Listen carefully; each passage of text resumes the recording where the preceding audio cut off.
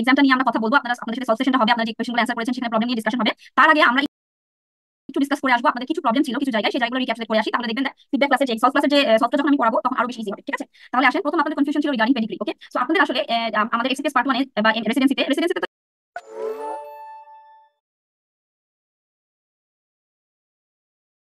তো ইউজুয়ালি আসে কিনা এত বেশি আসে না, বাট এক্সপিএস পার্ট 1 আপনাদের হচ্ছে একটু ক্রস করে যেটা পেডিগ্রি বের করতে হয় সেটা আসে। বাট ইন এমআরসিইউজি পার্ট 1 আপনাদের সরাসরি পেডিগ্রি পিক্টোরিয়াল দেওয়া থাকে, সেই পিক্টোরিয়াল থেকে আপনাদের অ্যান্সার করতে হবে that what kind of disease is this. Okay, আচ্ছা, তাহলে আপনাদের কিন্তু এখানে ক্রসিং বা ম্যাচ করার কোনো অপশন নেই। তারপরেও আপনারা যদি জানতে চান দ্যাট ক্রসিং কিভাবে করে, আমি ক্রসিং করা দেখিয়ে দিব, but that is actually useless. ঠিক আছে, আপনাদের এখন সেটা দরকার নেই। দরকার নেই আপু।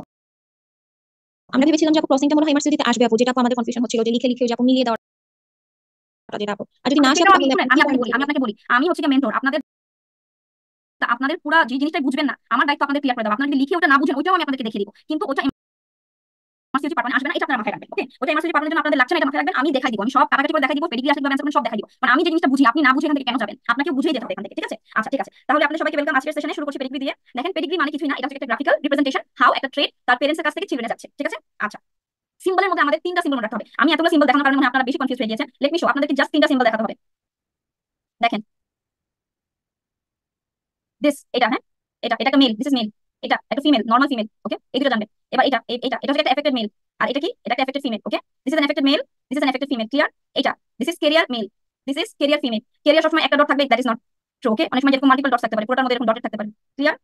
আপনারা সবাই চেহারাগুলো চিনেছেন? What is normal male, normal female, affected male, affected female, and not carrier male, carrier female. Okay, আচ্ছা, এবার আসেন নেক্সট। আচ্ছা, জিন কিভাবে আমরা বুঝি কোনটা হোমোজাইগাস কোনটা হেটেরোজাইগাস? এটা হচ্ছে আমি একটা স্লাইডে একদম বুঝিয়ে দিয়েছিলাম that dominant and recessive condition আমরা কিভাবে বুঝি। ঠিক আছে, আচ্ছা, এটা আমি এখন আপনাদেরকে বলছি, একেবারে আপনারা লিখে রাখেন। দেখেন, ফর বিং ডমিনেন্ট, ডমিনেন্ট হওয়ার জন্য আপনার একটা ডমিনেন্ট কন্ডিশন কখন এক্সপ্রেস করে, যখন একটা বাচ্চা একটা জিনের, দেখেন, একটা বাচ্চা যে একটা জিন ইনহেরিট করে ফ্রম देयर পেরেন্টস, এই এক একটা জিনের দুইটা এলিলি থাকে। Can you see the two alleles here? আপনারা দুটো এলিলি দেখতে পাচ্ছেন, this is one allele and this is one allele. Okay, আচ্ছা, দুটো এলিলি থাকে। প্রত্যেকটা বাচ্চা যে একটা জিন পায় এটা পেয়ারিং থাকে, পেয়ার আকারে থাকে। হ্যাঁ, কিভাবে পেয়ার থাকে? যে দুটো এলিলি দিয়ে। এখন একটা এলিলি তার বাবার কাছ থেকে আসে, একটা এলিলি তার মায়ের কাছ থেকে আসে। ওকে, when the two alleles are similar the gene is called homozygous gene, and when the two alleles are different, okay, that the gene is called heterozygous gene. Okay, গেল। তাহলে আমরা হেটেরোজাইগাস কি জিনিস, হোমোজাইগাস কি জিনিস বুঝতে পারলাম। ওকে, এখন আমরা ডমিনেন্ট কন্ডিশন কখন বলি? we say a condition to be dominant when one allele, এই যে দুটো এলিলি, ধরুন আমি দুটো এলিলি আঁকলাম, one allele is enough to express the condition। তার মানে এই যে আমি এটাকে এঁকেছিলাম, ধরলাম এটা একটা এলিলি আর এটা আরেকটা এলিলি।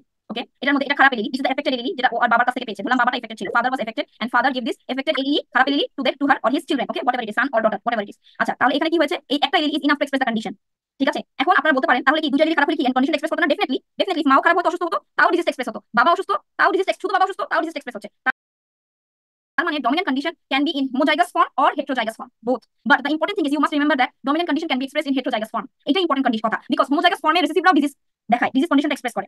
যেটা যেটা ডিফারেন্স সেটা আমাকে মনে রাখতে হবে। হেটেরোজাইগাস কন্ডিশনে অনলি ডমিনেন্টরা ডিজিজ এক্সপ্রেস করতে পারে, বিকজ ওয়ান সিঙ্গেল এলিলি, ঠিক আছে, দুইটা এলিলির মধ্যে if one is খারাপ, একটা এলিলি খারাপ হয়, this খারাপ allele is so strong to express the disease condition. Okay, that is why this is dominant condition, and that is why there is no carrier condition in dominant condition. Dominant এর কোনো career state নাই, because একটা খারাপ হলেও সে disease express করবে, দুইটা খারাপ হলেও সে ডিজিজ এক্সপ্রেস করবে। But in case of recessive, একটা খারাপ হলে, যদি একটা খারাপ হয় এই পার্সেন্টটা তখন ক্যারিয়ার স্টেটে থাকে, ক্যারিয়ার স্টেটে থাকে। আর দুইটা খারাপ হলে শুধুমাত্র সে তখন ডিজিজ কন্ডিশনে যায়। ফর এক্সাম্পল, বাবা মা দুজন, ধরলাম আমি এই জিনটা ধরলাম, এই হেটেরোজাইগাস জিনটা ধরলাম, বাবা ছিল মারফান সিনড্রোম, মা ইজ নরমাল। এখন বাবার কাছ থেকে বাচ্চাটা মারফান সিনড্রোমের জিনটা পেয়েছে, এই পেশেন্টটা হচ্ছে Marfan syndrome. Marfan syndrome is an example of autosomal dominant condition. Now come, এটা আমি এক্সাম্পল দিচ্ছি। এখন এটা দিয়ে ধরলাম মা ছিল থ্যালাসেমিয়া মাইনর, সে একটা ট্রেট, ঠিক আছে, মাইনর মানে ক্যারিয়ার স্টেজে আছে, সে খারাপ জিনটা পেলো বাচ্চাটা। বাবাও মাইনর, বাবার কাছে খারাপ জিনটা পেলো বাচ্চাটা। এবার দুইটাই খারাপ হয়ে গেছে, বাচ্চাটা কি থ্যালাসেমিয়া মেজর। আর এমন যদি হতো মা মাইনর, মায়ের কাছে খারাপ জিনটা পেয়েছে, বাবাও মাইনর, কিন্তু বাবার কাছ থেকে, বাবার তো দুইটা জিন তাই না, একটা খারাপ হওয়ার কারণে সে মাইনর ছিল, বাবার কাছ থেকে সে ভালো জিনটা পাইছে, এখন বাচ্চা কি স্টেটে আছে? ক্যারিয়ার স্টেটে আছে। আবার এমনও হতে পারে বাবা মা দুজনই মাইনর, ঠিক আছে, দুজনের একটা ভালো একটা খারাপ, একটা ভালো একটা খারাপ, হ্যাঁ, বাবারও মারও একটা ভালো একটা খারাপ, একটা খারাপ, হ্যাঁ, একটা খারাপ। আচ্ছা, দুজনের কাছ থেকে সে ভালোটা পাইছে, দুজনের কাছে সে ভালোটা পাইছে, বাচ্চা কি হেলদি।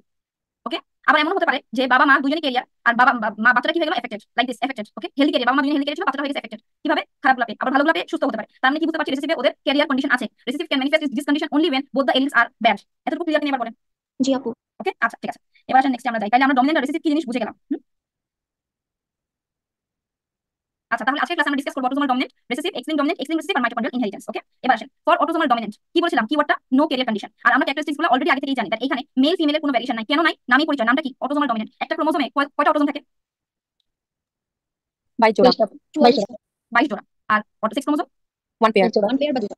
হ্যাঁ, 1 পেয়ার, তাহলে টোটাল কত? 23 জোড়া। তাহলে অটোসোমাল ডমিনেন্ট, অটোসোমাল রিসেসিভ, এই সবগুলা কি এই অটোসোমকে ইনভলভ করছে। So there is no variation in sex, both male and female can be affected, both male and female can transmit the disease to their child whether the child is male or female। এই কথাটা সবার কাছে clear?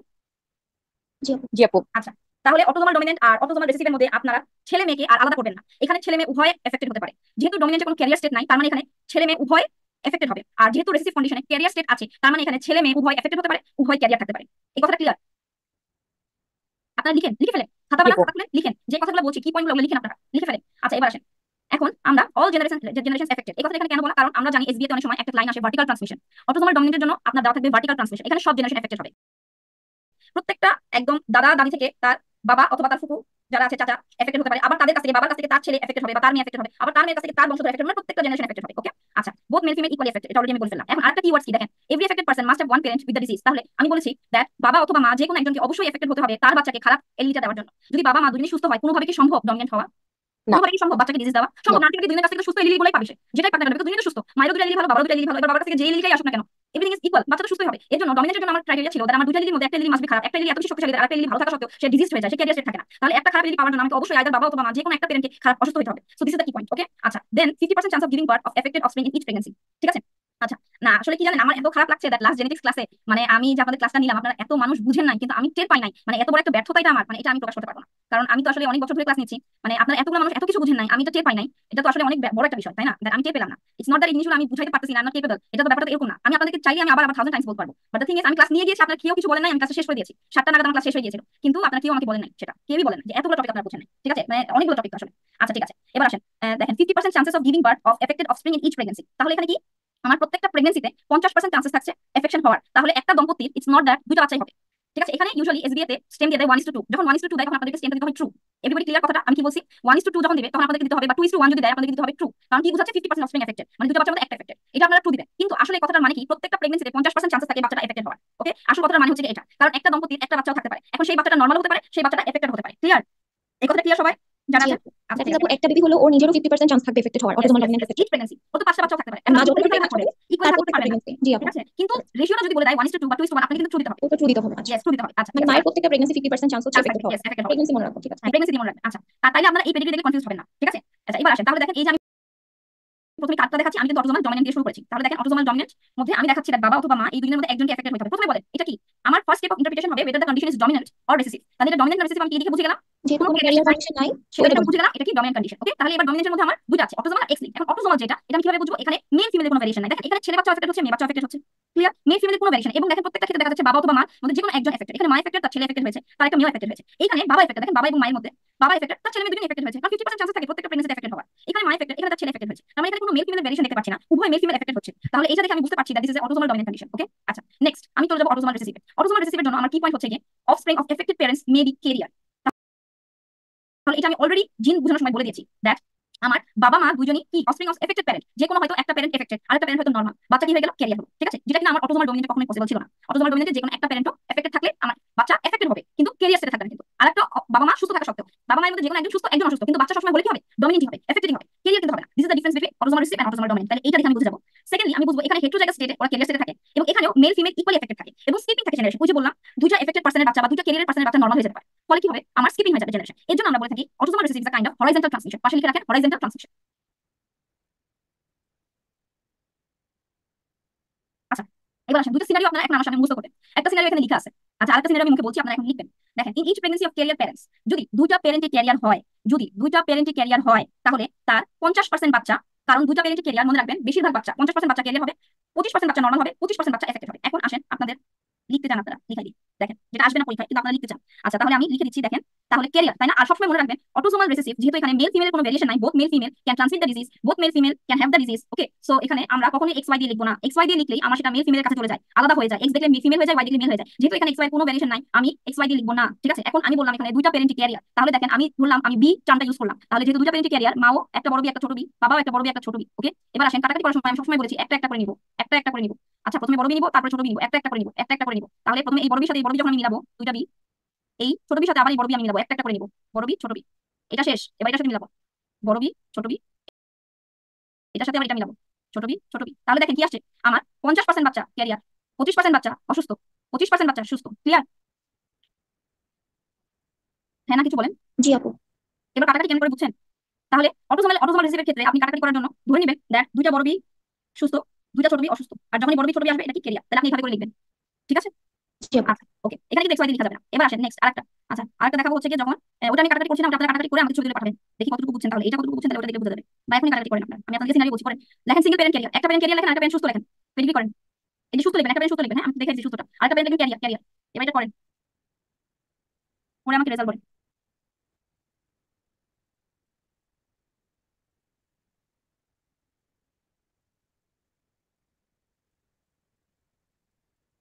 আপু 50% baby ভালো আর 50% baby career. হ্যাঁ ঠিক আছে, তাহলে এটা একবার বুঝতে রাখবেন, এই যে এটা এই সিনারিওটা। ঠিক আছে, যখন এটা করবেন তখন দেখবেন, আমি সবার জন্য করে দিচ্ছি, হ্যাঁ একজন আপনাকে অ্যান্সার দিলেন, সবার জন্য করে দিচ্ছি। ক্লিয়ার সবাই? এটা একটা একটা করে নেবেন, প্রথমে এদেরকে এটা নিয়ে যাবে, তারপর এদেরকে এটা নিয়ে যাবেন, একটা একটা করে নেবেন, তাহলে দেখবেন কোনো গন্ডগোল লাগবে না। ঠিক আছে, তাহলে 50% ক্যারিয়ার 50% সুস্থ। ক্লিয়ার সবাই? এটা ক্লিয়ার? ওকে, তাহলে এই দুটো সিনারিও একেবারে মুখস্থ রাখবেন, যাতে পরীক্ষার হলে কোনোভাবে আপনাদের মিস না হয়, যাতে পরীক্ষার হলে কোয়েশ্চেন দেখে আপনি ডায়াগনোসিস করে ফেলেন that আমি এটা কোন ডিজিজ ডায়াগনোসিস করতেছি। আমি এগেইন বলছি, এই দুটো scenario everybody memorise that when single parent is carrier 50% children will be carrier and 50% children will be normal, and when both the parents are carrier 50% children will be carrier, 25% will be normal and 25% will be affected.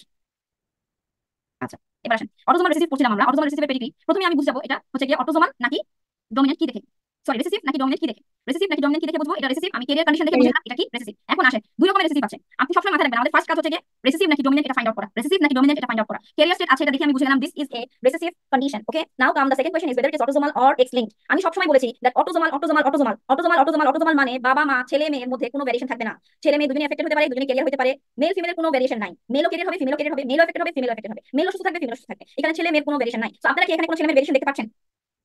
পাচ্ছেন? দেখেন এখানে বাবা মা দুজনই career, বাবা মা দুজনই career. ওকে, বাবা মা দুজনই ক্যারিয়ার, তাদের কিছু বাচ্চা এফেক্টেড হয়েছে, কিছু বাচ্চা ক্যারিয়ার হয়েছে, কিছু বাচ্চা নরমাল হয়েছে। ওকে আচ্ছা, এবার আসেন, যখন মা এফেক্টেড ছিল বাবা নরমাল ছিল, তার কি হয়েছে? একটা ছেলে ক্যারিয়ার হয়েছে, কারণ মায়ের কাছে খারাপ জিনিস পেয়েছে তাই সে ক্যারিয়ার হয়েছে। এই মেয়েটা মায়ের কাছ থেকে কি বাবার কাছ থেকে ভালো পেয়েছে, মায়ের কাছ থেকে ভালো জিনিস পেয়েছে, সে নরমাল হয়েছে, কারণ কিছু বাচ্চা চান্সেস থাকে কি হওয়ার, সুস্থ হওয়ার। আচ্ছা তাহলে এই এরকম সিনারিও দেখলে আপনি সোজা হিসাব মনে রাখবেন, ডট ডট ডট দেখলে এটা রিসেসিভ কন্ডিশন। কেন অটোজোমাল? এখানে ছেলে মেয়ে কোনো ভ্যারিয়েশন দেখছেন না, ছেলে মেয়ে এফেক্টেড হতে পারছে, ছেলে মেয়ে ক্যারিয়ার স্টেটে আছে। স্পেশালি মেলরা ক্যারিয়ার স্টেট দেখলে মাথায় ঢুকাই ফেলবেন এটা অটোজোমাল রিসেসিভ। মেলকে যখনই ক্যারিয়ার স্টেট দেখবেন তখন মাথায় ঢুকাই ফেলবেন এটা অটোজোমাল রিসেসিভ। ওকে আচ্ছা, এবার আসেন নেক্সট, এক্স লিঙ্ক ডমিনেন্ট। তাহলে ডমিনেন্টের ছবি তো আমি প্রথমে বলেছি, যখন দেখবেন কোনো ক্যারিয়ার স্টেট নাই তখন সেটা ডমিনেন্ট। এই যেমন ধরেন এটা কোনো ক্যারিয়ার স্টেট নাই তখন এটা ডমিনেন্ট। এখন সেটা এক্স লিঙ্ক নাকি অটোজোমাল, আমার সেকেন্ড স্টেপ। তাহলে দেখেন এক্স লিঙ্কের জন্য অটোজোমাল কি বুঝলাম, মেল ফিমেল দুটোই উভয় এফেক্টেড হয়েছে। আচ্ছা আর এক্স লিঙ্কের মধ্যে যেটা ক্লু আপনার, সেই ক্লুটা হচ্ছে যে females are more affected than male, same as autosomal dominant but male can only pass to daughter. তাহলে এই কথাটা জাস্ট মাথায় রাখবেন, ফিমেল বেশি এফেক্টেড হচ্ছে আর মেল কাকে দিচ্ছে? ডটারকে দিচ্ছে। মেল কাকে দিচ্ছে? ডটারকে দিচ্ছে। আমার অটোজোমাল ডমিনেন্টে কি এরকম কোনো ধরাবাঁধা নিয়ম ছিল যে বাবা শুধু ডটারকে দিবে? না, বাবা এফেক্টেড হলে সেটা ডটারকে এফেক্ট করতে পারছে, সানকে এফেক্ট করতে পারছে, মা এফেক্টেড হলেও সেটা ডটারকে এফেক্ট করতে পারছে, সানকে এফেক্ট করতে পারছে। But in case of X linked dominant আমার শর্ত কি, বাবা কাকে এফেক্ট করবে বলেন? মেয়েকে। বাবা সব মেয়েকে এফেক্ট এখন করবে। এখানে আমি বুঝতে পারি তো এক্স লিঙ্ক ডমিনেন্ট বাবা কাকে এফেক্ট করবে? ডটারকে। আমার কি পয়েন্ট কি, বাবা কাকে এফেক্ট করবে? ডটারকে। দিস ইজ মাই কি পয়েন্ট। ওকে, এটা দেখে আমি ডায়াগনোসিস করব। আচ্ছা এবার আসেন, তাহলে দেখেন যখনই বাবা এফেক্ট হচ্ছে, দেখেন মার কথা কিন্তু কিছু বলে নাই, মা এফেক্ট হচ্ছে, ছেলে মেয়ে এফেক্ট হয়েছে, নরমাল হয়েছে, কিন্তু যেই বাবা এফেক্ট হলো, এবং সুস্থ একটা মেয়ের সাথে তার বিয়ে হলো, তখন কে এফেক্ট হচ্ছে? শুধুমাত্র ডটার এফেক্ট হচ্ছে। So this is the step of diagnosis. Okay, you have to look for all the steps. একটা স্টেপ দেখে চট করে দাবি দিব তা না, আমাকে প্রত্যেকটা স্টেপ দেখতে হবে। এই স্টেপে কি হলো, এই স্টেপে কি হলো। ঠিক আছে, তাহলে আমি এই স্টেপ দেখে বুঝে যাচ্ছি এটা এক্স লিঙ্ক।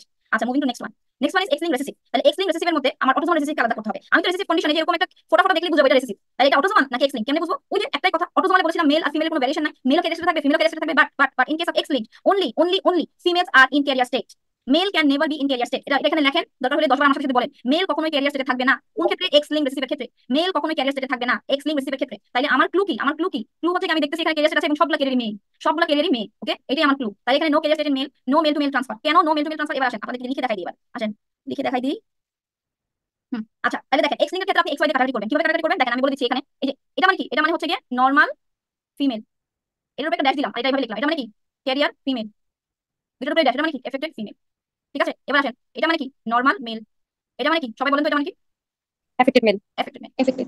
কেন রেজোনা বলেন এটা এফেক্টেড মেল কেন? আপু কারণ মেলদের বারবডি ওয়াই যেটা সেটা ডমিনেন্ট থাকে না, ওদের হচ্ছে সরি মানে ওয়াইটাই হচ্ছে ডমিনেন্ট থাকে এই জন্য। হ্যাঁ কিন্তু এখানে ওয়াই কোনো রোল আছে? নামটা কি ডিজিজের? X link. এখানে তো ওয়াই কোনো রোলই নাই। ঠিক আছে, ওয়াই কোনো রোল নাই, ওয়াই কোনো রোল নাই, যার ওয়াই কোনো রোল নাই তার একটা এক্স এফেক্টেড হয়ে যায়। এক্সট্রা হ্যাঁ, এফেক্টেড। একটা এক্স এফেক্টেড হয়ে গেলে তাহলে তার আমার ক্যারিয়ার থাকছে, ক্যারিয়ার হওয়ার জন্য তো আমাকে সবসময় রিসিভে তো ক্যারিয়ার কন্ডিশন থাকবে মাস, ক্যারিয়ার হওয়ার জন্য আমাকে দুটো এলিমেন্টের মধ্যে একটা খারাপ হতে একটা ভালো হতে হয়, তাই না? কিন্তু এই ক্ষেত্রে তো এক্স ওয়াই একটাই আছে, ওয়াই কোনো রোল নাই, তাহলে একটাই আছে, তাহলে কি এফেক্টেড মেল। তাহলে মেলে কিন্তু কোনো ক্যারিয়ার নাই in case of X linked recessive. Okay, এখন আমি যদি কাটাকাটি করি, আমি আসলে কাটাকাটি করব।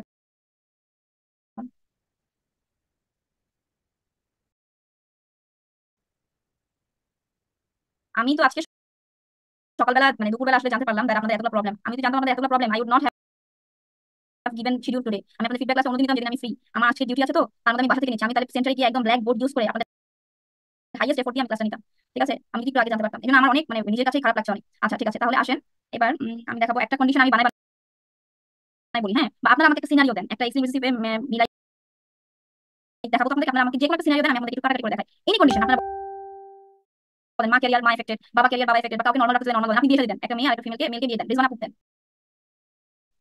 রেজনা আপু একটা সিনারিও দেন, এনিথিং ইউ ওয়ান্ট। আপু একটা ক্যারিয়ার ফিমেল দেন আর নর্মাল মেল রাখেন। আচ্ছা ঠিক আছে, ক্যারিয়ার ফিমেল নর্মাল মেল। আচ্ছা তাহলে দেখেন ক্যারিয়ার ফিমেল নর্মাল মেলের সাথে বিয়ে শাদী হয়েছে। একটা একটা করে নিব। আপনি এফেক্টেড লিখেছেন আপু, হ্যাঁ উনি ক্যারিয়ার ফিমেল দিচ্ছেন, আপনি এফেক্টেড লাগিয়ে ফেলছেন। Career career sorry.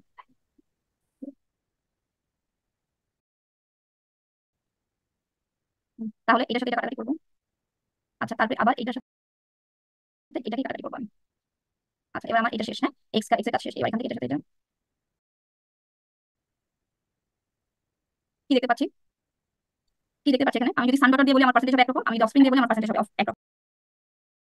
আমি প্রথমে অফস্প্রিং দিয়ে বলছি আপনাদেরকে। এখানে আমি দেখতে পাচ্ছি that 50% offspring are normal, 25% offspring are affected and 25% offspring are carrier. Okay, hmm.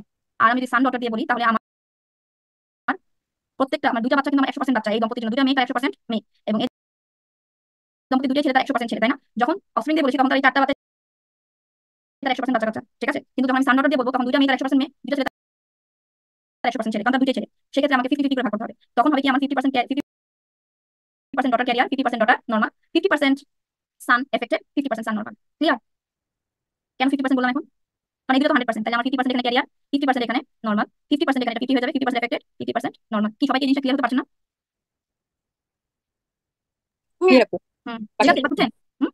আর যখন আমি অফস্প্রিং দিয়ে বলছি তখন আমার সবগুলো বাচ্চা আমার 100%। বাকিদেরকে জিজ্ঞেস করেন আপু, সবাইকে ইন্ডিভিজুয়ালি, হ্যাঁ তাই সবাই সবাই ইন্ডিভিজুয়ালি বলেন, আমি ইন্ডিভিজুয়ালি কখন নাম ধরে বলবো? সবাই এখন বলবেন, সবাই বলবেন, তারপর আমি বলবো। রিজওয়ানা আপু বলছেন ক্লিয়ার, সোহানা আপু রিজওয়ানা আপু বলেন কেন হ্যাঁ আমি আপু ক্লিয়ার। সান ডটার দিয়ে বললাম তখন 50% চলে গেলাম। জি আপু বুঝতে পেরেছি আপু, আচ্ছা জি ঠিক আপু। আছে ওকে। আচ্ছা আর হচ্ছে গিয়ে যখন আপনার অফস্প্রিং এর প্রশ্ন আসবে তখন আপনার সবগুলো 100% ধরবেন, তারপর আপনি দেখবেন 25-25 করে ভাগ করতে পারবেন তখন। কিন্তু যদি সান আর ডটার আলাদা করে দেয় তখন কিন্তু 25% আসবে না আপনার, কারণ দুইটা বাচ্চা থাকে, দুইটা ডটার থাকে, দুইটাই সান থাকে, ওখানে 50-50 করে ভাগ করতে হবে। ওকে আচ্ছা ঠিক আছে, তাহলে আমার কাটাকাটি দেখানো শেষ, ক্যারিয়ারের কাটাকাটি দেখানো শেষ। এবার আপনি আসেন, আমি যা চলে যাবো আমার পেডিগ্রিতে, যেটা আমার পরীক্ষায় আসবে, এটা যেটা আসবে না সেটা দেখালাম। এখন পেডিগ্রি বোঝার জন্য আমাকে কি করতে হবে? আমাকে পয়েন্ট মাথায় রাখতে হবে দুইটা পয়েন্ট মাথায় রাখতে হবে। আমি যখন দেখবো ক্যারিয়ার স্টেট আছে তখন আমি বুঝতে পারছি recessive condition, and when I will see that সব ক্যারিয়ার কন্ডিশন আছে ফিমেলের, তখন আমি বুঝতে পারছি এক্স লিঙ্ক। কারণ মেল এখানে যদি একটা খারাপ এলি শেপে যায়, মানে একটা খারাপ এক্সি শেপে গেল, সে কিন্তু এফেক্টেড হয়ে যাবে, তার ক্যারিয়ার হওয়ার কোনো চান্স নাই। ওকে আচ্ছা তাইলে আমার পেডিগ্রি হবে এরকম, এটা লাগবে না, হ্যাঁ এটা যেটা কোশ্চেন আসবে না সেটা বলে দিচ্ছি। তাহলে এখানে আমি একটা পেডিগ্রি দেখলাম, প্রথমে ক্যারিয়ার স্টেট দেখে আমি বুঝে গেলাম দিস রেসিসিভ কন্ডিশন। এখন এক্স লিঙ্ক কেন বুঝলাম? আমি দেখবো কোনো মেল ক্যারিয়ার স্টেট আছে কিনা। আমার প্রথম কাজ হচ্ছে এটা, কোনো মেল ক্যারিয়ার স্টেট আছে কিনা সেটা দেখে আমি কপি করে ফেললাম অটোজোমালের সাথে, যেটা অটোজোমাল এক্স লিঙ্ক শেষ। এবার বলেন এক্স লিঙ্ক রেসিসিভ পেডিগ্রি দেখেন সবাই, চোখ চোখ খুলে দেখেন সবাই, এবং আমাকে বলেন দ্যাট কোনো ঝামেলা আছে কিনা এখানে। বুঝতে পেরেছি আপু, থ্যাংক ইউ। আচ্ছা ওয়েলকাম। এবার আসেন মাইটোকন্ড্রিয়া। আচ্ছা রিজওয়ানা আপু বলেন মাইটোকন্ড্রিয়া একটা বাচ্চা কার কাছ থেকে পায়? বাবার কাছ থেকে পায় নাকি মায়ের কাছ থেকে পায়? আপু মায়ের কাছ থেকে পায়। তাহলে আমরা বুঝতে পারতেছি যে যখন মা এফেক্টেড হবে তখন তার সবগুলো বাচ্চা কাছে এফেক্টেড হবে, যখন বাবা এফেক্টেড হবে তখন কি বাবার কাছে কোনো মাইটোকন্ড্রিয়া পায় না, তাহলে কি বাচ্চা কাছে এফেক্টেড হওয়ার কোনো চান্সেস আছে? না আপু। তাহলে এখানকার একটা কি পয়েন্ট, উনি ফিমেল ক্যান ট্রান্সমিট। মনে রাখবেন মাইটোকন্ড্রিয়াল ছবিটা সবসময় ডমিনেন্টের মতন লাগে দেখতে, কারণ এখানে কোনো ক্যারিয়ার কন্ডিশন নাই, এখানে কোনো ক্যারিয়ার কন্ডিশন নাই। আবার আপনারা এখানে লিখে রাখেন মাইটোকন্ড্রিয়াল কোনো ক্যারিয়ার কন্ডিশন থাকবে না, মানে কোনো ডটেড কোনো বল স্কয়ার থাকবে না, এখানে যা থাকবে পুরো কালা কালা নয় সাদা সাদা, ঠিক আছে? পুরো হোল ব্ল্যাক নয় হোল হোয়াইট, কোনো ডটেড থাকবে না। তাহলে যখন আপনি দেখবেন যে পুরো ডার্ক ব্ল্যাক করা আছে অথবা পুরো হোয়াইট করা, তাহলে আপনি তখন মাথায় চলে আসে আপনার ডমিনেন্ট, তাই না? ধরেন আপনার মাথায় আসে ডমিনেন্ট, যদি ডমিনেন্ট মাথায় চলে আসে তারপর আপনি দেখবেন যে এখানে যে কার কাছ থেকে আসছে, ঠিক আছে? ডমিনেন্ট অটোসোমাল হলে কি হয়? বাবা মা উভয় ট্রান্সমিট করতে পারে, তাই না? আর এক্স লিঙ্ক হলে কি হয়? সরি হ্যাঁ, আপু ভালো অটোসোমাল প্রশ্ন ডমিনেন্ট করেছেন, আর এক্স এটা লিঙ্ক তো পুরো ডমিনেন্ট সাদা, কোন মানে দেখবেন? আপনি বলেন পুরো সাদা, আজকে একটা কোশ্চেন আপনি পুরো সাদা দিয়ে দিয়েছেন, আচ্ছা মানে দেখবো আমরা কোশ্চেন যখন যাবো তখন একটু ঝামেলা মনে হচ্ছে। আচ্ছা ঠিক আছে। একটা কোশ্চেন ঝামেলা আছে, আজকে একটা কোশ্চেন জি ঝামেলা আপু, আছে, ঝামেলা ঠিক আছে, আছে? আমি জানি ওটা ঝামেলা আছে, ওটা যখন যাবো তখন ঝামেলা সলভ করবো আমরা। এখন এটা আসে নরমালে থাকে। তাহলে দেখেন ডমিনেন্ট দেখলে আপনি বুঝবেন যে পুরো কালো না পুরো সাদা, কোনো ডট নাই। তাহলে আপনি মাইটোকন্ড্রিয়াটা কিভাবে আলাদা করবেন? যখন দেখবেন কোনো মায়ের কাছ থেকেই সবসময় দেখবেন যে বাবা যখন এফেক্টেড থাকতেছে তার বাচ্চা কাচ্চাগুলো নরমাল, কিন্তু মা এফেক্টেড হলে তার সবগুলো বাচ্চা এফেক্টেড, তখন বুঝবেন এটা মাইটোকন্ড্রিয়া। আর অটোসোমাল কেমনে বুঝছেন? যখন বাবা মা উভয় এফেক্টেড ছিল, উভয় ছেলে মেয়েকে এফেক্টেড করছে। আর এক্স লিঙ্ক ডমিনেন্ট কেমনে বুঝছেন? কি এক্স লিঙ্ক ডমিনেন্টের কি পয়েন্ট একটু আগে 3 বার বলে বুঝতে পারছি, বলেন। ওখানে ফিমেল প্রিডমিনেন্ট হবে। বাবা শুধুমাত্র মেয়েদেরকেই ট্রান্সমিট করবে। অনলি লাইনটা কি ছিল ইংলিশে বলেন? Only father can transmit the disease to transmit the only male only can pass to father. Daughter, only male can pass to daughter. তাইলে ছবি দেখে দেখবেন ওখানে বলছে only male can pass to daughter, আর মাইটোকন্ড্রিয়াতে কি only female can pass to the only offspring. Female can pass to the offspring. পুরাই উল্টা, মানে কোনো রকম কনফিউশন হওয়ার কোনো চান্স নাই, আর ঠিক এখানে আছে? মেল ফিমেল দুইটা বেবি ট্রান্সমিটেড হতে পারে আর কি, শুধু এটাই খেয়াল রাখবো যে মায়ের থেকে ট্রান্সমিট হবে। ইয়েস, মাই আর থেকে সবসময় এফেক্টেড তার বাচ্চাগুলো ফাদার ট্রান্সমিট কোনো হবে। বেবি দেখেন বাবা ট্রান্সমিট হবে। এফেক্টেড, হ্যাঁ এই দেখেন বাবা এফেক্টেড সব বাচ্চা নরমাল, মা এফেক্টেড সব বাচ্চা এফেক্টেড। আর মাইটোকন্ড্রিয়া শুধুমাত্র মায়ের কাছ থেকে বাচ্চার কাছে যায়, সুতরাং মায়ের কাছ থেকে বাচ্চার কাছে গেলেই সবগুলো বাচ্চা এফেক্টেড হয়ে যায়। বা এক খারাপ হলেই বাচ্চাগুলো খারাপ হয়, বাবা খারাপ হলে বাচ্চা খারাপ হয় না, ঠিক আছে? এবং এটা কোনো ক্যারিয়ার স্টেট না, এটা ডমিনেন্টের মতন হয় ছবিটা। তাহলে তিনটা যদি ছবি আমি ডমিনেন্টের মতন পাই, অটোসোমাল থেকে আমি এটা আলাদা করবো, এখানে মেল ফিমেল দুটো এফেক্টেড থাকতেছে, এটা দেখে আমি কিভাবে আলাদা করবো? আলাদা করবো কিভাবে? এই যে পরের স্টেপটা দেখবো যে মেল তো এফেক্টেড আছে, তারপরে স্টেপে কি? তারপরে সবাই সুস্থ, আর এখানে তারপরে এক্স লিঙ্কের ধারের কাছে ওইটা নাই, এক্স লিঙ্ক ডমিনেন্টের ধারের কাছে ওইটা নাই, কারণ এক্স লিঙ্ক ডমিনেন্টের সবসময় বাবার কাছ থেকে তার মেয়েরা এফেক্টেড হবে, যেটা কোনো পিকচারে আমি এখানে দেখতে পাচ্ছি না, ঠিক আছে? আচ্ছা এবার আসেন স্টেপস অফ ইন্টারপ্রিটেশন। তাহলে কি দেখেন? ডমিনেন্ট নাকি রিসেসিভ বলেন? ডমিনেন্ট। কে বলেন ডমিনেন্ট? এটা রিসিসিভ। ক্যারিয়ার কন্ডিশনে প্রথম কন্ডিশনটা নাই, তাহলে এটা কেন রিসিভ হবে? বুঝতে পারলাম না আপু, রিজওয়ানা আপু আমাকে আবার কোশ্চেনটা করেন। আপু এক নাম্বার যে দুইটা পিকচার না, ওখানে তো কোনো ক্যারিয়ার নাই, এক তাহলে নাম্বার এটা মানে এখানে কেন আপনাকে এক নাম্বার দেখতে হবে কেন? আমি কি একটা পেডিগ্রি ডায়াগনোসিস করার জন্য এক নাম্বার পেডিগ্রি দেখাও এতক্ষণ ধরে কি আমি এটা বললাম যে আপনার প্রথমটা দেখবেন নাকি? আমি বললাম you have to look all the steps. আমি কি কথা একটু আগে বলছিলাম? আই থিংক আমি যেটা মনে করতে পারছি, আমি কথা একটু আগে বলছিলাম পেডিগ্রিগুলো দেখানোর সময় আপনি একটা স্টেপ দেখে থামবেন না, you have to see all the steps. Rima আপু বা সোনা আপু বলেন তো, এই কথা কি আমি বলেছিলাম একটু আগে? জি আপু, এটা রিসিসিভ। জি আপু। হ্যাঁ হ্যাঁ, তাহলে যদি আমি কথা বলে থাকি তাহলে রিজওয়ানা আপু আপনি আমাকে একটু বলেন তো কেন আপনি এক নাম্বার স্টেপ দেখে ডায়াগনোসিস বললেন? এটা আপনার কাছে আমার প্রশ্ন, আপনি আমাকে বলেন যে কেন আপনি এক নাম্বার স্টেপ দেখে অ্যানসারটা আমাকে দিলেন? আপনি কেন এই স্টেপটা দেখলেন না? আপনি কেন 3 নাম্বার দেখলেন না, 4 নাম্বার দেখলেন, 5 নাম্বার? এগুলো কি দেখা মানা আপনার? এটা তো দেখা মানা না, কারণ একটা রেসিসিভ কন্ডিশনে এটা কি হতে পারে? বাবা মা ক্যারিয়ার স্টেটে থাকতে পারে অথবা বাবা মা সুস্থ হতে পারে, ঠিক আছে? অনেক কিছু হতে পারে। রেসিসিভ কন্ডিশনে কখনো এটা কোনো বাধ্যকতা নাই যে কোনো একজন অবশ্যই এফেক্টেড হতে হবে, কারণ ওদের অনেক রকম পার্সেন্টেজ থাকে, ঠিক আছে? এখানে সেখানে হয়তো যেই দুটো বাচ্চাকে দিয়ে দেখানো হচ্ছে এই দুটো বাচ্চা সুস্থ ছিল, আর দুটো বাচ্চাকে আমি রেসিপি কাটাকাটি করলাম না একটু আগে, 50% নরমাল হতে পারে, 25% এফেক্টেড হতে পারে, 25% নরমাল আবার ক্যারিয়ার হতে পারে, আমি কাটাকাটি করলাম না, রেসিপি কখনো এটা হিসাব করতে যাবেন না আপনি দেখ এই কটা নরমাল কেন, এই কটা এফেক্টেড কেন, এই কটা কেন। আপনি যখনই দেখবেন এখানে কোনো ডটেড স্লাইড আছে, ঠিক আছে, তখনই আপনি দিয়ে দিবেন কি এটা কি ডমিনেন্ট নাকি রেসিসিভ, আপনি দিবেন রেসিসিভ। আমি একটা স্টেপ কেন দেখবেন, তাহলে আমি পুরো পেডিগ্রি কেন দিছি, তাহলে আমি এতটুকু দিতে পারতাম আপনাকে, এত কষ্ট করে এত বড় একটা ছবি দেওয়ার দরকার কি আপনাকে, এটা তো আমি বুঝতে পারলাম না যে আপনি প্রথম স্টেপ দেখে অ্যান্সার কেন দিলেন, যেখানে আমি বারে বারে বলে দিলাম that you have to look for all the steps, all the steps. আপনি যখন ছোট বাচ্চার মতন জেদ করে বসেন আমি প্রথম স্টেপটাই দেখবো, তাহলে তো হবে না, ঠিক আছে, তাহলে আমি ক্লাস কিভাবে। নেক্সট আপনি ডায়াগনোসিস করে ফেললেন দ্যাট এটা একটা রেসিসিভ কন্ডিশন, ঠিক আছে, তাহলে এটা যখন আপনি ডায়াগনোসিস করে ফেললেন রেসিসিভ কন্ডিশন, আপনার নেক্সট স্টেপ অফ ডায়াগনোসিস কি, এটা অটোজোমাল নাকি এক্স লিঙ্কড, ঠিক আছে, তাহলে রেসিসিভ আপনি বুঝে গিয়েছেন by seeing the carrier condition, এখন এটা অটোজোমাল নাকি এক্স লিঙ্কড, এটা রিজওয়ানা আপু অ্যান্সার দিবেন, আর কেউ অ্যান্সার দিবেন না, রিজওয়ানা আপু আপনি আনমিউট অ্যান্সার দেন, এটা অটোজোমালের পক্ষে আমাকে যুক্তি দিবেন যে অটোজোমাল রেসিসিভ হলে আমার কি হওয়া উচিত ছিল, আর এক্স লিঙ্কের ক্ষেত্রে আপনি আমাকে যুক্তি দিবেন, মাইটোকন্ড্রিয়া তো হবে না, কারণ মাইটোকন্ড্রিয়াল ডমিনেন্ট কন্ডিশন থাকে, তাই না, এক্স লিঙ্কের ক্ষেত্রে আমাকে যুক্তি দিবেন আমি কোন পয়েন্টে আপনাকে ফাইন্ড আউট করতে বলেছিলাম।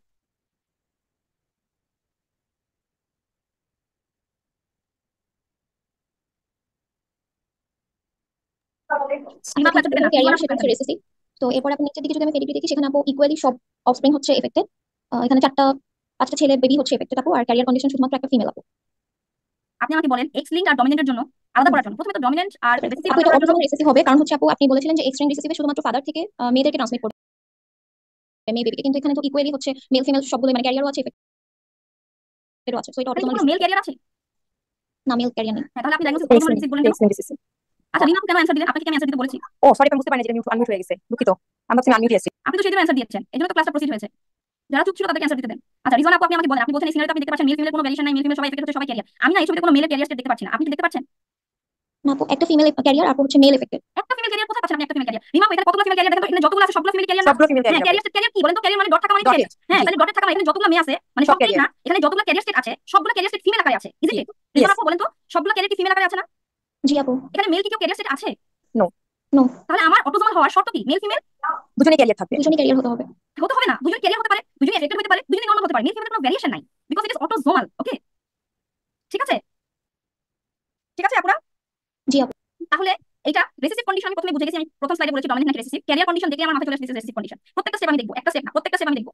নেক্সট আসেন এটা আমার অটোজোমাল নাকি এক্স লিঙ্ক। অটোজোমালের শর্ত ছিল, আমি একদম বাজওয়ার্ড একদম লাল করে দিয়েছিলাম, একটু আগে আমি মুখ দিয়ে অনেকবার বলেছি, লিখে লিখেও দেখিয়েছি দ্যাট আমার মেল ফিমেলের কোনো ভ্যারিয়েশন নাই, আমি কাটাকাটি করে দেখিয়েছি দ্যাট মেল ফিমেলের কোনো ভ্যারিয়েশন নাই। হ্যাঁ, তাহলে মেল ফিমেলের যদি কোনো ভ্যারিয়েশন না থাকে দুইজনই কি করতে পারে, ট্রান্সমিট করতে পারে, দুইজনই ক্যারিয়ার স্টেটে থাকতে পারে। আচ্ছা আমি তো মুছে এখন আরেকটা বিপদে পড়লাম, আমার তো ইরেজার দিয়ে রাগ করা উচিত হয় না, আমি যে দুটো ক্যাপিটাল বি আর দুটো স্মল বি দিয়ে একটা পেডিগ্রি করেছিলাম মনে আছে একটু আগে রিজওয়ানা জি আপু? আপু। হ্যাঁ, আপু আমি আসলে তাহলে এতদিন ধরতে পারিনি কি যে এটা তো আসলে ইউনিভার্সিটির জন্য নতুন, আমি আসলে এটা বুঝতে পারতেছিলাম না যে সবগুলো লাইনে দেখতে হবে, বা আমি ভাবতেছিলাম যে আমি একদম তো নিচে বলে দিয়েছি, আপনি ভাববেন কেন এটা? আপনার বুঝতে সেখানে ভাবার কিছু নাই, যেখানে মেন্টর আছে সেখানে এই তো মুছি নাই, যেখানে মেন্টর প্রেজেন্ট আছে সেখানে তো ভাবার কিছু নাই, সেখানে তো আপনি ভাববেন না, সেখানে মেন্টরের কথা ফলো করবেন আপনি। দেখেন আপু এই যে এই জিনিসটা দেখেন, এই জিনিসটা দেখেন আপনি এখানে দেখছেন, আপনাকে আমি বারবার বলছিলাম এখানে ছেলে মেয়ে দুজনেই ক্যারিয়ার স্টেটে থাকবে। অটোজোমাল রেসিসিভ ডায়াগনোসিস করার উপায় হচ্ছে গিয়ে ছেলেকে যখন আপনি মেলকে যখন ক্যারিয়ার স্টেটে পেয়ে যাবেন আপনি তখন বলে দিবেন এটা অটোজোমাল রেসিসিভ, কারণ এক্স লিঙ্ক রেসিসিভের ক্ষেত্রে আমি বলে দিয়েছিলাম দ্যাট মেল কখনো ক্যারিয়ার স্টেটে থাকবে না। দেখেন no carrier state in male, ঠিক আছে, no carrier state in male, clear Rizwana আপু? নো ক্যারিয়ার স্টেট ইন জি মেল, আপু। এটা কার keyword? X linked recessive. X linked recessive আপু। হ্যাঁ, এক্স লিঙ্ক রেসিসিভ। তাহলে আমার ছবিটা যখন ছিল এটা, এখানে কি আমি কোনো মেলকে ক্যারিয়ার স্টেটে দেখতে পাচ্ছি? আমি না যখন আপু। রেসিসিভ ডায়াগনোসিস করে ফেললাম তারপর আমার মাথা থেকে আর রেসিসিভ না ডমিনেন্ট, রেসিসিভ না ডমিনেন্ট আর তো আসবে না, মানে আমি প্রথমে ডায়াগনোসিস করে ফেলছি এটা রেসিসিভ। তাহলে এখন আমার রেসিসিভ চলে আসলাম, এখন আমার প্রথম অংশটুকু ফাইন্ড আউট করতে হবে এটা কি অটোজোমাল নাকি এক্স লিঙ্ক। তাহলে যখন আমি অটোজোমাল ভাববো, অটোজোমাল ভাবলে আমি মনে করবো আমাকে আমিনা আপু যে ছবিটা দেখিয়েছিল সেই ছবিতে মেল ক্যারিয়ার স্টেটে ছিল, তার মানে এখানে মেল উভয় মেল ফিমেল দুজনেই ক্যারিয়ার স্টেটে থাকতে পারে, দুজনেই আবার এফেক্টেড হতে পারে, আবার দুজন নরমাল থাকতে পারে, তাহলে এটা নিশ্চয়ই কি হবে, এক্স লিঙ্ক হবে, কারণ এখানে কোনো মেল ক্যারিয়ার স্টেটে নাই। কি বুঝতে এটা পেরেছি এক্স আপু। লিঙ্ক? এবার ঠিক আছে, এটা এক্স লিঙ্ক জি রেসিসিভ, আপু, এবার এখন বুঝতে ক্লিয়ার? পেরেছি। আচ্ছা জি এবার আপু। সবগুলো স্টেপ দেখেন রেজওয়ানা আপু, আপনি 1 2 3 4 5, হ্যাঁ আপনাকে আবার রিকোয়েস্ট করে বলছি, আপনি সবগুলো স্টেপ দেখবেন। আচ্ছা এবার আসেন ব্রেন স্টর্মিং, আপনারা অ্যান্সার করবেন, কেউ অ্যান্সার করবেন না, রিজওয়ানা আপু বলবেন, আপু বলেন এটা প্রথমে বলেন আপনি কি ডায়াগনোসিস করবেন, আপনি এটা ইন্টারপ্রিটেট করবেন, ঠিক আছে, কেউ আনমিউট হবেন না, আপনি ইন্টারপ্রিটেট করেন, এটা প্রথম আপনার স্টেপ অফ ইন্টারপ্রিটেশন কি, ফার্স্ট স্টেপ অফ ইন্টারপ্রিটেশন আপু কি, আপনি যেহেতু ফাইন্ড এটা আউট কোনো করবেন। ক্যারিয়ার কন্ডিশন নাই, তো এটা ডমিনেন্ট হবে আইদার অটোজোমাল অথবা এক্স লিঙ্ক। এক্সলিং, এবার নেক্সট স্টেপে চলে যান, আপনি একটা ডায়াগনোসিস করে ফেলেছেন that this is a dominant condition. Okay, আচ্ছা এবার আসেন নেক্সট স্টেপ বের করেন, ডমিনেন্টের জন্য কিওয়ার্ড কি ছিল? আপু ডমিনেন্টের জন্য ছিল যে মেল ফিমেল উভয়ই এফেক্টেড হতে পারে। তো হ্যাঁ, এখানে হচ্ছে লাস্টের দিকে যে আপু একদম থার্ড স্টেপেও মেল ফিমেল দুজনেই এফেক্টেড হয়েছে। তো আর এটা আপনার মাইটোকন্ড্রিয়ালও না, আমি যদি আলাদা করি তাহলে এটা মাইটোকন্ড্রিয়ালও না। না, হ্যাঁ, আর এটা এক্স লিঙ্ক ডমিনেন্ট কেন না সেটা বলতে পারেন আমাকে। এক্স লিঙ্ক ডমিনেন্ট না, কারণ হচ্ছে এক্স লিঙ্ক ডমিনেন্ট আপু বলেছিলেন যে শুধু ফাদার থেকে, মানে affected father only can pass to the daughters. তো হ্যাঁ, এখানে এখানে যেখানে এফেক্টেড ফাদার ডটারকে দিয়েছে না, এখানে না, এফেক্টেড মা থেকে এসেছে, তো এটা অটোজোমাল ডমিনেন্ট আপু। হ্যাঁ, এবার এবং এফেক্টেড ফাদার ডটারকেও দিয়েছে, ছেলেকেও দিয়েছে, মানে ছেলেকেও গেছে, হ্যাঁ ছেলেকেও দিয়েছে, তাহলে এটা কি, এটা হচ্ছে autosomal autosomal dominant. Dominant. Thank you Rizwana আপু, থ্যাংক ইউ ফর আন্ডারস্ট্যান্ডিং। আমার আপু তো যেটা থ্যাংক ফেটে ইউ, যাচ্ছে, আমি আপনি এখন বুঝতে বুঝতে পারছেন পেরেছি। না যে আমার যেটা সত্যি ফেটে যাচ্ছে। না মানে না আপু, আসলে আসলে আমার কি জানেন, বুঝতে আমার পারছি তো আপু। আমি তো আমার বাচ্চাকেও পড়াই, বুঝছেন, আমার বাচ্চা কিন্তু আমার ওর ফার্স্ট গার্ল, ঠিক আছে, ক্লাসে ও সেই ছোটবেলা থেকে এখন পর্যন্ত she is always the first girl, এবং শুধু ফার্স্ট গার্লের ক্রাইটেরিয়ার মধ্যে যে সবার থেকে বেশি নাম্বার পেলে সে ফার্স্ট গার্ল হয় তা কিন্তু না, সে 100% মার্কস পায় সবসময়, আলহামদুলিল্লাহ, আল্লাহু আকবার, আল্লাহ আমাকে এত ব্লেস করেছে। তার রিপোর্ট কার্ড দেখলে দেখাতে পারলে আপনাদেরকে আমি মানে ভালো ভালো লাগতো, ও সব সাবজেক্টে 100 করে স্কোর করে, এখন ক্লাস 2 তে পড়ে, ঠিক আছে, কোনো সাবজেক্টে 0.5ও মিস হয় না, ও রিপোর্ট কার্ডে অপটেন মার্কস এবং টোটাল মার্কস সবসময় সেম থাকে, ঠিক আছে। তো আলহামদুলিল্লাহ ওকেও আমি পড়াই। হ্যাঁ, তো আমার একটা টার্গেট হচ্ছে কি না বোঝানো পর্যন্ত আসলে মানে কেউ শান্তি পায় না, একটা মাও শান্তি পাবে না, একটা মেন্টরও শান্তি পাবে না, বুঝছেন। এখন আপনি তো বুঝতে পারছেন না এবং আপনি যে আমার কথা ফলো করছেন না, এটা আমার কাছে খারাপ লাগছে, যে আপনি যদি আমার কথাটা ফলো করেন, আমার কথা ধরে গেলে তো আপনি বুঝে যাবেন। আপনি আমার কথা ধরেও যাচ্ছেন না, আপনি একটা স্টেপ দেখছেন, ঠিক আছে, মানে কিওয়ার্ডগুলো মাথায় রাখছেন না। একটু আগে আপনি কিওয়ার্ডই মাথায় রাখেন নাই। একটু আগে যে আমি যেটা দেখাইছিলাম এক্সিংয়ের, হ্যাঁ এটাতে আপনি আপনার কিওয়ার্ড হারাই ফেলছেন। মানে কিওয়ার্ডগুলো আমি দেখাইলাম কেন এবং কিওয়ার্ডগুলো আপনার মুখ দিয়ে 3-4 করে বললাম কেন, তাই না? ঠিক আছে, আচ্ছা আপনারা বুঝতে পারলে আমার শান্তি, এবং আপনারা পরীক্ষা পাশ করলে আমাদের সার্থকতা। একটা মেন্টর তখনই সাকসেসফুল যখন তার স্টুডেন্টরা, ঠিক আছে, আপনারা তো আসলে স্টুডেন্ট না, আসলে আমরা হচ্ছে সবাই এখানে লেখাপড়া করতেছি। আমি হয়তো আপনাদের থেকে 3-4 বছরের বড় হবো, সিনিয়র হবো, এর বেশি কিছু না, ঠিক আছে। আমি তো আসলে টিচার না, আমিও এখনো এমআরসিইউটি পার্ট 1 পাস করে 2 পার্ট 2 এখনো দিতে পারি নাই, এসএসসি মিড টার্ম পর্যন্ত দিয়েছি। এখন আমার নিজের সামনে কত পরীক্ষা, ঠিক আছে, আল্লাহ জানে আল্লাহ আমাকে কোথায় নিয়ে যাবে, আপনারা দোয়া করবেন আমার জন্য, ঠিক আছে। তো আমরা সবাই একই পথের যাত্রী, জাস্ট ট্রাই করবেন যে আমি যখন একটা জিনিস বলছি তার মানে হয়তো আমি নিজে পড়ে আপনাকে বলছি, তার মানে এই বেতে আগাবেন, যেই বেতে আমি বলছি সেই বেতে আগান, তাইলেই হবে। আচ্ছা নেক্সট, এবার এটা অ্যান্সার করেন। রিজওয়ান আপুকে আমরা সবাই একটু চান্স দিই। রিমা আপু আর সোহানা আপু কি মন খারাপ করছেন? না আপু, হ্যাঁ রিমা আপু, রিমা আপু চলে গিয়েছে এখন, রিমা আপু নাই, রিমা আপু বলছে ওরা লেখাপড়া করুক আমি চলে যাই।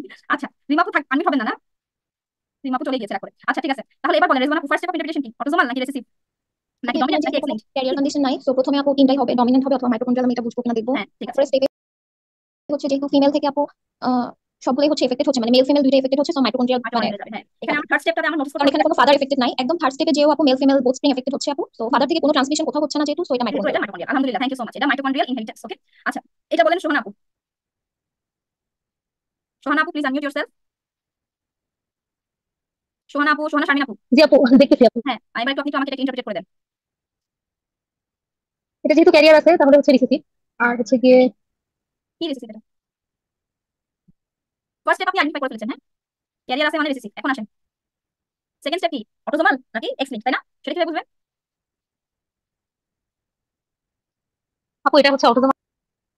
আচ্ছা অটোজোমাল, তাহলে যুক্তি দেন, অটোজোমালের ক্ষেত্রে যুক্তি দেন। আপু এটা হচ্ছে এক্স লিঙ্ক। কে বলছেন, সোহানা আপু বলছেন না রিমা আপু বলছেন? হ্যাঁ আপু আমি আমি বলছি একটা আপু কথা এক্স বলি লিঙ্ক। নাই, কে বলছেন, এক্স লিঙ্ক সোহানা আপু? আপু। হ্যাঁ আপু আমি এক্স একটা লিঙ্ক কথা রিসিসিভ। বলবো না, মুখে তালা লাগিয়ে বসে আছি।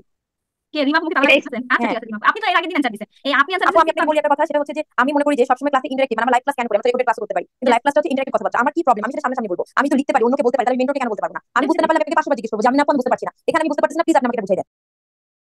আমরা 7টা পর্যন্ত ক্লাস করতে পারলাম, 9টা পর্যন্ত ক্লাস করতে পারবো, এটা কোনো ব্যাপার না, ডেফিনেটলি। ঠিক আছে। কিন্তু পরবর্তীতে আমি হচ্ছে আমি বুঝতে পারি না, আমি চুপ করে বসেছিলাম, এটা আসলে আমার কাছে মনে হচ্ছে খুবই হেফাজত। আপু এভাবে কথা বললেন না আপু, sorry to say, but feedback ক্লাসটা আপু প্লিজ, রাখাই আমি হয়েছে বলি না, আপু, আমি যে হ্যাঁ বলেন হ্যাঁ, আপু আমি আমি ফিডব্যাক ফিডব্যাক প্লিজ। ক্লাস আমি বলি ফিডব্যাক ক্লাসটা আপু রাখাই হয়েছে যে যাদের না আমি প্রবলেম সেটা হবে বলি আপনার না, সোহানা আপু আপনার নিজেদের মধ্যে ঝগড়া করে না, আচ্ছা ঠিক আছে। আপু রিমুভ পার্সোনালি কেন নিচ্ছেন আপু, আমি খুব না না কষ্ট পাচ্ছি আসলে। আমি আপনার কথা অনেক কষ্ট পাইছি। রিজন ঠিক আছে, আপনার কষ্ট পায় না, আপনার ফিডব্যাক ক্লাসটা রাখাই হয়েছে আসলে প্রবলেম সলভের জন্য, কিন্তু প্রবলেম আসলে এত মহামারী আকৃতিতে থাকার জন্য না। কারণ আপু ফিডব্যাক ক্লাসে প্রবলেম মনে মহামারী এরকম ছিল না আপু, আমাদের কোঅর্ডিনেশন মিটিং আপু, আমি একটু সুন্দর করে বলি, কোঅর্ডিনেশন মিটিং এ রিমুভ ছিলেন না, তো কোঅর্ডিনেশন মিটিং এ হচ্ছে আপু আমরা যারা ছিলাম আপু, আমরা সবাই দীপককে বলেছি যে আপু আমরা তো এক্সপিএস কোচিং করেছি, তো আপু আমরা পেডিগ্রিগুলো যদি ক্রস করে যদি আপু একটু বুঝাই দিতেন তো তাহলে একটু বেটার হতো। আর আপু আমরা তো এটা নতুন ক্লাস করছি না, তো আপু আমরা যে চাচ্ছিলাম যে এই যে যেটা আপু আপনি যেমন এখন কি করছেন, যারা একবার বুঝে গিয়েছে তারা একটু মিউট থাকেন, বাকিরাও হচ্ছে একটু মানে পার্টিসিপেট করেন। আর আপু সবাই তো একরকম এক্সট্রোভার্ট না, আমি একটু শেষ করি না এবার সোহানা আপু অ্যান্সার দিবেন। ওকে ওকে ফাইন ফাইন ওকে। আচ্ছা আমার দায়িত্ব সবাইকে বোঝানো, সমস্যা নাই। আচ্ছা এবার আসেন সোহানা আপু, বলেন এবার এটা কি বলছিলেন? আমি রেসিসিভ পর্যন্ত থেমে গেছিলাম, স্টেপস অফ ইন্টারপ্রিটেশন হচ্ছে গিয়ে রেসিসিভ পর্যন্ত আমরা গেলাম, এরপরে আসেন আপু এক্স লিঙ্ক রিসিসিভ। হ্যাঁ এক্স লিঙ্কের ক্ষেত্রে যুক্তি দেখা, আর অটোজোমালের ক্ষেত্রে কেন অটোজোমাল না সেটার ক্ষেত্রে যুক্তি দেখা। আপু এক্স লিঙ্ক কারণ হচ্ছে এখানে মেল ক্যারিয়ার নাই, নেভার হচ্ছে কি আর হচ্ছে এটাই এই জন্য এক্স লিঙ্ক। এটা এই জন্য এক্স লিঙ্ক, কারণ অটোজোমাল হলে এখানে মেল ফিমেল দুইজনকে আমি ক্যারিয়ার সেট পেতাম, ঠিক আছে। আর আমার এক্স লিঙ্কের আরেকটা আমি এখন আরো কথা বলতে চাইতাম, আর একটু বললে হয়তো আপনার কনফিউজ হয়ে যাবেন, তাহলে একটু বলছি না, এই একটা পয়েন্ট দিয়ে মনে রাখতে বলছি, দ্যাট মেলকে ক্যারিয়ার সেটে না দেখলে আপনারা এক্স লিঙ্ক দিয়ে দিবেন, ঠিক আছে। আরেকটা পয়েন্ট হচ্ছে গিয়ে যখন আপনি এক্স লিঙ্কে চলে গেলেন তখন আরেকটা জিনিস খেয়াল করবেন, দ্যাট আমি একটা গল্প সবসময় বলি, এটা আমি পার্ট 1 জেনেটিক্স ক্লাসে নেওয়ার সময় বলি, ঠিক আছে, এই গল্পটা, এবং সেদিনও বলেছি, দ্যাট বাবা কাকে বেশি ভালোবাসে? ছেলেকে। ইয়েস, ছেলেকে বেশি ভালোবাসে। সবার মনে আছে রিমা আপু, রিজওয়ানা আপু বাবা কাকে বেশি ভালোবাসে? আপু ছেলেকে আপু ছেলেকে বেশি ছেলেকে। ভালোবাসে। এটা পার্ট 1 তো রিজওয়ানা আপু আপনি পার্ট 1 আমার ক্লাস করেছেন না জেনেটিক্সে? জি জি আপু। হ্যাঁ, ঠিক আছে, তাহলে এই গল্পটা আমি পার্ট 1 শত শতবার বলি, কেন বাবা ছেলেকে বেশি ভালোবাসে? কারণ বাবা যখন এফেক্টেড হয় সে তার সব মেয়েকে ক্যারিয়ার বানায় কিন্তু সব ছেলেকে নরমাল রাখে, ঠিক আছে। তাই দেখেন এটা যখন এক্স লিঙ্ক আপনি প্রথমে ডায়াগনোসিস করে ফেলেছেন, যখন দেখেছেন মেলের কোনো ক্যারিয়ার সেট নাই, তারপরে স্টেপে আপনি এই কথাটা দিয়ে আবার নিজেকে ক্রস চেক করতে পারেন যে আমি কি ঠিকঠাক ডায়াগনোসিস করেছি কিনা, ঠিক আছে। এটা কিভাবে ক্রস চেক করবে? এই দেখেন বাবা যখন এফেক্টেড তার মেয়ে বাচ্চা ক্যারিয়ার, তার ছেলে বাচ্চা নরমাল, কারণ বাবা তার ছেলেকে বেশি ভালোবাসে। আচ্ছা আর বাবার কাছ থেকে ছেলে বাচ্চা হওয়ার জন্য ওয়াই ক্রোমোজোম পাস হয়, এক্স লিঙ্কে ওয়াই কোনো রোল নাই, একটা সুস্থ এক্স পেয়েছে সুস্থ মায়ের কাছ থেকে, একটা ভালো ওয়াই পেয়েছে একটা অসুস্থ বাবার কাছ থেকে, এটা ছেলে বাচ্চাটা সুস্থ, আর বাবা ছেলেকে বেশি ভালোবাসে, প্রমাণ হয়ে গেল। আর বাবা তার সব মেয়েকে কি বানায়? ক্যারিয়ার বানায়, এটা প্রমাণ হয়ে গেল। কারণ মাটা ছিল সুস্থ, মায়ের কাছ থেকে একটা এক্স পেয়েছে, বাবার কাছ থেকে যে অসুস্থ এক্সটা পাওয়ার কারণে মেয়েটা হয়ে গেছে ক্যারিয়ার, ঠিক আছে। এবার মিলছে জিনিসটা, এটা জি আপনি আপু। ক্রস করতে পারবেন, কিন্তু দরকার নাই এত ডিপে, যদি ভাবতে না পারেন এত ডিপে ভাবার দরকার নাই, আপনারা ইজি ভাবে মনে রাখেন। মেলে আমি ক্যারিয়ার সেট না দেখলেই আমি বুঝবো দ্যাট এটা কি, এটা হচ্ছে কি আমার এক্স লিঙ্ক রেসেসিভ। যখন আমি ক্যারিয়ার স্টেট পাবো কিন্তু মেলে কোনো ক্যারিয়ার স্টেট চোখে দেখবো না, মেল আইদার সুস্থ অথবা এফেক্টেড, ওকে। আচ্ছা তাহলে এটা দিয়ে কিন্তু আমার স্লাইড শেষ। এবার দেখেন অ্যানসারটা কি, অ্যানসার হচ্ছে কি এটা একটা এক্স লিঙ্ক রেসেসিভ, এবং এবার আমরা ফিডব্যাক ক্লাস যখন ইনশাআল্লাহ করব আই থিংক সো আমাদের এটা হয়ে যাবে, প্রবলেম সলভ হয়ে যাবে। এবার আসেন আমরা হচ্ছে গিয়ে জেনেটিক্সের কিরকম টাইপের ছবি কতগুলো দেখে আসি, সিনড্রোম এবং স্ট্রাকচারাল অ্যাবনর্মালিটি যে প্রবলেমগুলো আমাদের ছিল সেই প্রবলেমগুলো আমরা একটু সলভ করে আসি, ওকে। আচ্ছা সবাই নিশ্চয়ই আমার স্লাইডটা দেখতে পাচ্ছেন। আচ্ছা আমি একটু করি টেনে যাই, দেখি কোথায় প্রবলেম। মলিকুলার বায়োলজিতে আপনাদের কোনো প্রবলেম নাই তাই না? রিজওয়ানা আপু মলিকুলার বায়োলজিতে কোনো প্রবলেম আছে? আচ্ছা আপু ঠিক আছে, শুধু আমার প্রবলেম ছিল না আপু। আচ্ছা ঠিক আছে, আজকে তো প্রবলেম যাদের ছিল তাদের মধ্যে আপনি প্রেজেন্ট, এজন্য আমি আপনাকে ডাকবো। এজন্য আমি আপনাকে ডাকবো। আপু না হলে রিমা আপু বুঝতেছেন আমাকে আপু। ঠিক আছে, রিমা আপু সেদিন আমাকে অনেক কোয়েশ্চেন করেছিল, কিন্তু রিজওয়ানা আপু আমি কেন কষ্ট পেয়েছি জানেন? আমি কষ্ট পেয়েছি, আমি কিন্তু কষ্ট পেয়েছি, আমি কিন্তু কষ্ট পাই নাই তা না, আমি কষ্ট পেয়েছি কারণ সেদিন আপনি চুপ ছিলেন। এটা আমি একদম আনএক্সপেক্টেড। এটাই আমার প্রশ্ন, এটা আমার কোনো প্রশ্ন নেই। আপনি বুঝতে নাই পারেন, ফিডব্যাক ক্লাস কিন্তু বোঝানোর জন্য রাখা হয়েছে, নট দ্যাট ফিডব্যাক ক্লাস বোঝানোর জন্য না। কিন্তু ফিডব্যাক ক্লাসটা কিন্তু দেখেন আমরা কিন্তু অলরেডি 1-1.5 ঘন্টা ধরে মেইন ক্লাসে করছি, ঠিক আছে? ফিডব্যাক ক্লাস কিন্তু আমি কতক্ষণ নিয়ে থাকি জানেন? ইউজুয়ালি ফিডব্যাক ক্লাস আমি 1 থেকে 1.5 ঘন্টা নিয়ে থাকি, এবং ফিডব্যাক ক্লাস সবাই 2 ঘন্টার বেশি কেউই নেয় না। কিন্তু আজকের ক্লাস অনেক দূর পর্যন্ত যাবে, এবং আমার নাইট এডমিশন আমাকে 1-1.5 ঘন্টা রেস্ট নেওয়ার কথা ছিল, আমি কিন্তু সেই রেস্টটা নিতে পারবো না আজকে, ঠিক আছে? আলটিমেটলি আমার উপর অনেক কিছু যাবে আজকে রাতে। কমিউনিকেশন হয়ে গিয়েছে আপু, যেটা হচ্ছে কোঅর্ডিনেশনের দিন দীপক বলেছিলেন যে রিজওয়ানা তোমাকে আমি দায়িত্ব দিচ্ছি, যেটা আপু আমি এখন রিমা আপুকে বলতে চাচ্ছিলাম যে আপু আমাকে মেনশন করে বলেছেন যে রিজওয়ানা তুমি জাস্ট ক্লাসের দিন আমি আপুকে মেনশন করে সুন্দর করে প্রবলেমগুলো সবার পক্ষ থেকে লিখে দিও। আমি এই জন্যই তখন থেকে বুঝাতে চাচ্ছি যে আসলে আমার পার্সোনাল যে সব প্রবলেম ব্যাপারটা এরকম না, আর আমাকে আপু বলেছিলেন দেখে আমি সুন্দর করে লিখেছি আপু। আপনাদের যারা সেদিন ছিল তারা কেন আজকে জয়েন দিল না? এখন তো তারপরে একদিন আবার তারা আমাকে মেনশন দিবে। আপু দিবেন আপু, সবাই অ্যাক্টিভলি ভাবে বলেন আপু, এই জন্য আপু বলেছিলেন যে আমি যদি সবাই সুন্দর করে কোথায় লিখে আজকে? ওরা কোথায়? ওরা কোথায়? ওরা আবার আমাকে মেনশন দিবে।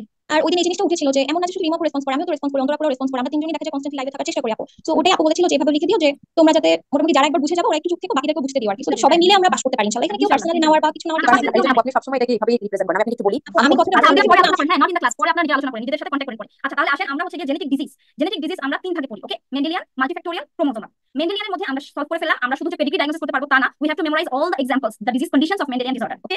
And also the characteristics. Next multifactorial থেকে শুধু এক্সাম্পলের নামগুলো পড়লেই হবে। নেক্সট ক্রোমোজোমালের মধ্যে আমাদের 2 রকম ডিসঅর্ডার পড়তে হয়, স্ট্রাকচারাল আর নিউমেরিক্যাল। আচ্ছা কেউটাইপ বুঝতে চাচ্ছিলেন? কেউটাইপ মানে ক্রোমোজোমের যে স্টাডিটা সেটাই কেউটাইপ। কেউটাইপের মধ্যে 22 জোড়া অটোজোম থাকে আর 1 জোড়া সেক্স ক্রোমোজোম থাকে। তাইলে আমরা কেমনে বুঝবো কেউটাইপ দেখলে? আমি কেউটাইপে চলে যাই, এলিলিলি সব আমি বুঝাই দিছি একটু আগে। একটা কোশ্চেন ছিল যে এই যে অটোসোমাল ডোমিনেন্ট রিসেসিভ, এগুলো যে আমরা এক্সাম্পল মুখস্থ করেছি, এটা কি সিস্টেম ওয়াইজ আসার কোনো সম্ভাবনা আছে কিনা? সিস্টেম ওয়াইজ না, এমআরসিটি পার্ট 1 এখন পর্যন্ত আমি আসলে দেখি নাই। পার্ট যদিও আপনার এক্সপিএস পার্ট 1 সিস্টেম ওয়াইজ আসা শুরু করে দিয়েছে, বাট কে জানে সিস্টেম ওয়াইজ আসবে কি আসবে না? আপনাদের তো অলরেডি একবার মুখস্থ করাই আছে, সো ওয়াই নট রিক্যাপচুলেট দ্যাট। ওকে, বুঝতে পারছেন? কারণ শুধু আমি চাই না এরকম একটা সিম্পল কোশ্চেনের জন্য আপনার একটা মার্কস বা দুটো মার্কস চলে যায়। আপনি সিস্টেম ওয়াইজ ধরে রাখেন, আপনি যেহেতু একবার সিস্টেম ওয়াইজ মুখস্থ করে ফেলেছেন আপনি ওইটাই ধরে রাখেন, ঠিক আছে? আপনি পার্ট 1 একটু শীটটা খুলেন, ঠিক আছে? যারা শীট নাই, যারা ফার্স্ট টাইম শুধু এমআরসিটি দিচ্ছেন, কারণ আমাদের এখানে অনেক স্টুডেন্ট থাকে যারা জাস্ট ইন্টার্নশিপ কমপ্লিট করার পরে এমআরসিটি দিয়ে স্টার্ট করে, তাদের দেশে থাকার কোনো ইচ্ছে থাকে না, তারা শুরু করে এমআরসিটি দিয়ে, ওইদিকে তারা প্ল্যান দিচ্ছে, এদিকে এমআরসিটি দিচ্ছে, এগুলো তারা দিতে থাকে। তো তাদের কথা আলাদা, যেহেতু আপনাদের পার্ট 1 বই আছে আপনারা ওখানে পড়তে থাকেন, ঠিক আছে? আচ্ছা তাহলে হচ্ছে আমরা দেখবো এবার পেডিগ্রিগুলো। হ্যাঁ, পেডিগ্রিগুলো তো আমরা চলে যাই, সরি পেডিগ্রি না, কেউটাইপিং। আচ্ছা এটা আসবে পরীক্ষা হলে, এটা সবাই বুঝেছেন? রিজওয়ানা আপু এটা বুঝেছেন আপনি? জি আপু এগুলো সব সুন্দর করে বুঝেছি আচ্ছা ঠিক আছে, ওকে আলহামদুলিল্লাহ, আমরা চলে যাচ্ছি। আপু। ক্যারিওটাইপও না, যেহেতু বাকিরা নাই, যেহেতু আপু আমরাই আছি শুধু, আপু ক্যারিওটাইপও সবগুলাই বুঝেছি। একটা ছিল না আপু যে আপনি লিখেছিলেন যে টার্নার সিনড্রোম মানে প্লাস হচ্ছে একটা ছিল না আপু?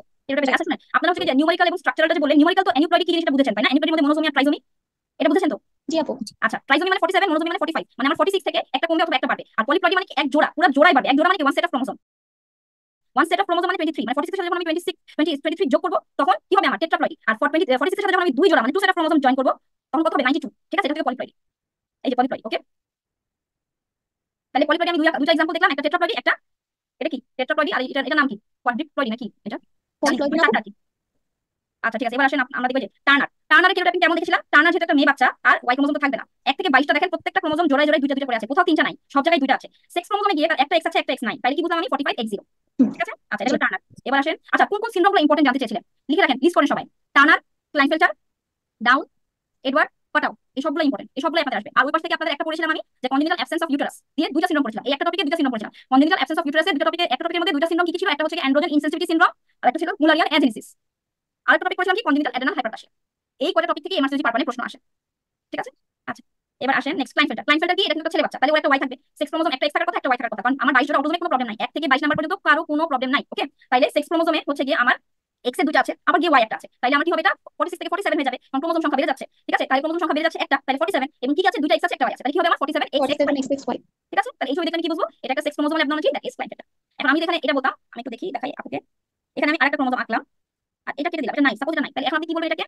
এটাকে আপনি বলবেন 47XXX, এটাও একটা সেক্স ক্রোমোজোমাল অ্যাবনর্মালিটি, ঠিক আছে? আচ্ছা তারপর আসেন নেক্সট ক্লাইনফেল্টার সব ফিচার্স করবেন, এটা তো আর আমার পড়া দেওয়ার কথা না, এটা আপনাদের আচ্ছা আপনারা প্যাথোলজি বুঝিয়েছিলাম আপনাদের। একটা জিনিস জাস্ট আমাদের সেটা মনে প্রিন্টিং মিস্টেক আমি যেটা মনে করছি, সেটা হচ্ছে ক্লাইনফেল্টার সিনড্রোম এবং হচ্ছে আমার টার্নার সিনড্রোম, দুইটাতে যে কন্ডিশন সেটা হচ্ছে hypergonadotropic hypogonadism. Is it right? Yes it is right. Okay, hypergonadotropic, আমি বলি আপনার কথা আমি শুনতে পাইনি। হাইপারগোনাড্রোপিক হাইপোগোনাডিজম, জি আপু এটা বলেছি। ওকে আচ্ছা আরেকটা কোশ্চেন আসছে, সেটা হচ্ছে এটা অ্যানসার দিয়ে দেন আপু, এটা অ্যানসার দেন আপনি, আপনাকে অ্যানসার দিতে হবে তো। আমি কি অ্যান্সার বলবো? মানে আমি কথা হচ্ছে আমার শীটের জায়গা ছিল যেখানে আমার হচ্ছে ক্লাইনফেল্টারে বলা ছিল যে হাইপোগোনাড্রোপিক, আমি কনফার্ম যে হাইপার, কারণ এখানে হচ্ছে আমার লেভেল রাইজ থাকবে গোনাড্রোপিক্সের, আর হচ্ছে লো থাকবে আমার বাকি হরমোন মানে গোনাডি হরমোন। আরেকটা জায়গায় প্রশ্ন আছে, যে কোশ্চেনে ছিল যে নিচের কোনটা হচ্ছে ক্লাইনফেল্টারে থাকবে না, এটা হচ্ছে মেবি মোট 28 কোশ্চেন। তো ওখানে হচ্ছে লেখা ছিল টেস্টোস্টেরন ক্লাইনফেল্টারে থাকবে না, কিন্তু আমি তো পড়ছি টেস্টোস্টেরন লো থাকে, তাহলে কি কোশ্চেনটা ভুল না? ওখানে আর কোনো অপশন ছিল দেওয়ার মতো? দেওয়ার মতো কোনো অপশন ছিল না। আমি কি বলছি, এমআরসি পার্ট 1 একটা প্রবলেম আছে। প্রবলেম কি জানেন? প্রবলেম হচ্ছে ওরা একটু এদিক সেদিক করে দিয়ে দেয়, রেঞ্জ এদিক সেদিক করে, অ্যানসার এদিক সেদিক করে। যখন দেখবেন আর কোনো কিছু দেওয়ার নাই তখন আপনারা টেস্টোস্টেরন অ্যাবসেন্ট দিতে পারেন, কোনো সমস্যা নেই। আসলে লেডিক্সেল ফাংশন ইম্পেয়ার, তো ইম্পেয়ার থাকে প্রবলেম লেডিক্সেল ফাংশন ইম্পেয়ার, তাহলে ইম্পেয়ার থাকে কারো হয়তো অল্প স্বল্প টেস্টোস্টেরন আছে, কারো হয়তো একেবারেই নাই, ওকে? ওকে ঠিক আছে, তাহলে এটা অ্যানসার ট্রু হবে। সবসময় চেষ্টা করবেন যদি চারটা অপশনের মধ্যে একটা দেওয়ার মতো না থাকে, যে অ্যানসারটা ধারের কাছে আছে সেটাই আপনার অ্যানসার, আইদার কমেন্টে অথবা বেশি দিকে যাই থাকুক না কেন, অনেক কাছাকাছি আপনার আছে, তাহলে সেটাকে আপনি মেইন অ্যানসার ধরে নেবেন, ওকে? আচ্ছা রিজওয়ানা আপু, এই যে রিমা বললো হাইপারগোনাডোট্রফি, হাইপোগোনাডিজম, টার্নার এবং ক্লাইনফেল্টার, ওরা দুজনই। আপনি কি এটা এক্সপ্লেনেশন বুঝতে পেরেছেন? জি আপু, আপনি আগের দিন বুঝিয়েছিলেন। হ্যাঁ, প্যাথোফিজিওলজি বুঝছেন না? ঠিক জি আছে, আপু, তাহলে প্যাথোলজি এটা আমি আর যাচ্ছি না, তাহলে এটা আমি যাচ্ছি না। এবার আমরা হচ্ছে কি ডাউন। আচ্ছা, ডাউনের ছবিটা এখানে, কেরিওটাইপটা এখানে আছে নাই, ডাউনের কেরিওটাইপটা আমার কাছে নাই। হ্যাঁ, এটা হচ্ছে এডওয়ার্ডের কেরিওটাইপ। তাহলে ডাউনের কেরিওটাইপ কেমন হবে আমি একটু দেখাই। এডওয়ার্ডের জন্য আপনি মাথায় রাখেন দেন, আমি যদি আপনাকে এরকম করে দিই, এটা এডওয়ার্ডটা বুঝছেন নাকি বলেন? দেখেন ওয়াই নাই, জি আপু, 1 18 থেকে নম্বরে 1 হচ্ছে। পর্যন্ত মধ্যে একটাতে ঝামেলা আছে, সবগুলোতে দুইটা করে, একটা শুধু 18 নম্বরে 3টা আছে এবং ওয়াই নাই, তার মানে এটা একটা মেয়ে বাচ্চা। তাহলে আমি যদি লিখি এটা, আমি যদি এটা লিখি তাহলে আমি লিখবো এক্স এক্স, আমি কিন্তু ভুলেও এক্স ওয়াই লিখবো না, এটা মেয়ে বাচ্চা। +18 লিখবো, +18, ঠিক আছে, +18। আর একটা বাচ্চা না, কোথায় বাচ্চা? 18 নম্বরে বাচ্চা, +18, এজন্য কত হবে আমার? 47। তাহলে এটা কি একটা ট্রাইসোমি, 47। ঠিক আছে? ওকে, এখন এইটাই যদি আমার এমন হতো, এটাই যদি আমার এমন হতো, আপনারা ভাবেন যে আমার এই যে এটা দুটাই আছে এখানে, হ্যাঁ, এটা আমার দুটা আছে, এটা বাদ, হ্যাঁ, এটা থেকে ভুলে যান। আর আমি এখানে 3টা দিছি, এটা 3টা দিছি। এবার তাহলে কি হবে? এটা ডাউন। এটা হচ্ছে ডাউন সিনড্রোম। এটা হবে ডাউন। আপু এটা ডাউন হলে হ্যাঁ, 47 x প্লাস 21, প্লাস হচ্ছে 21। হ্যাঁ, তাহলে এটা কি? এটা একটা ট্রাইসোমি, এটা কি ডাউন। তাহলে আর পাটা হলে, পাটাটা মানে একটু পরে আছে, পাটাটা দেখি আমরা, পাটাটা মনে হয় আছে আমাদের ছবি।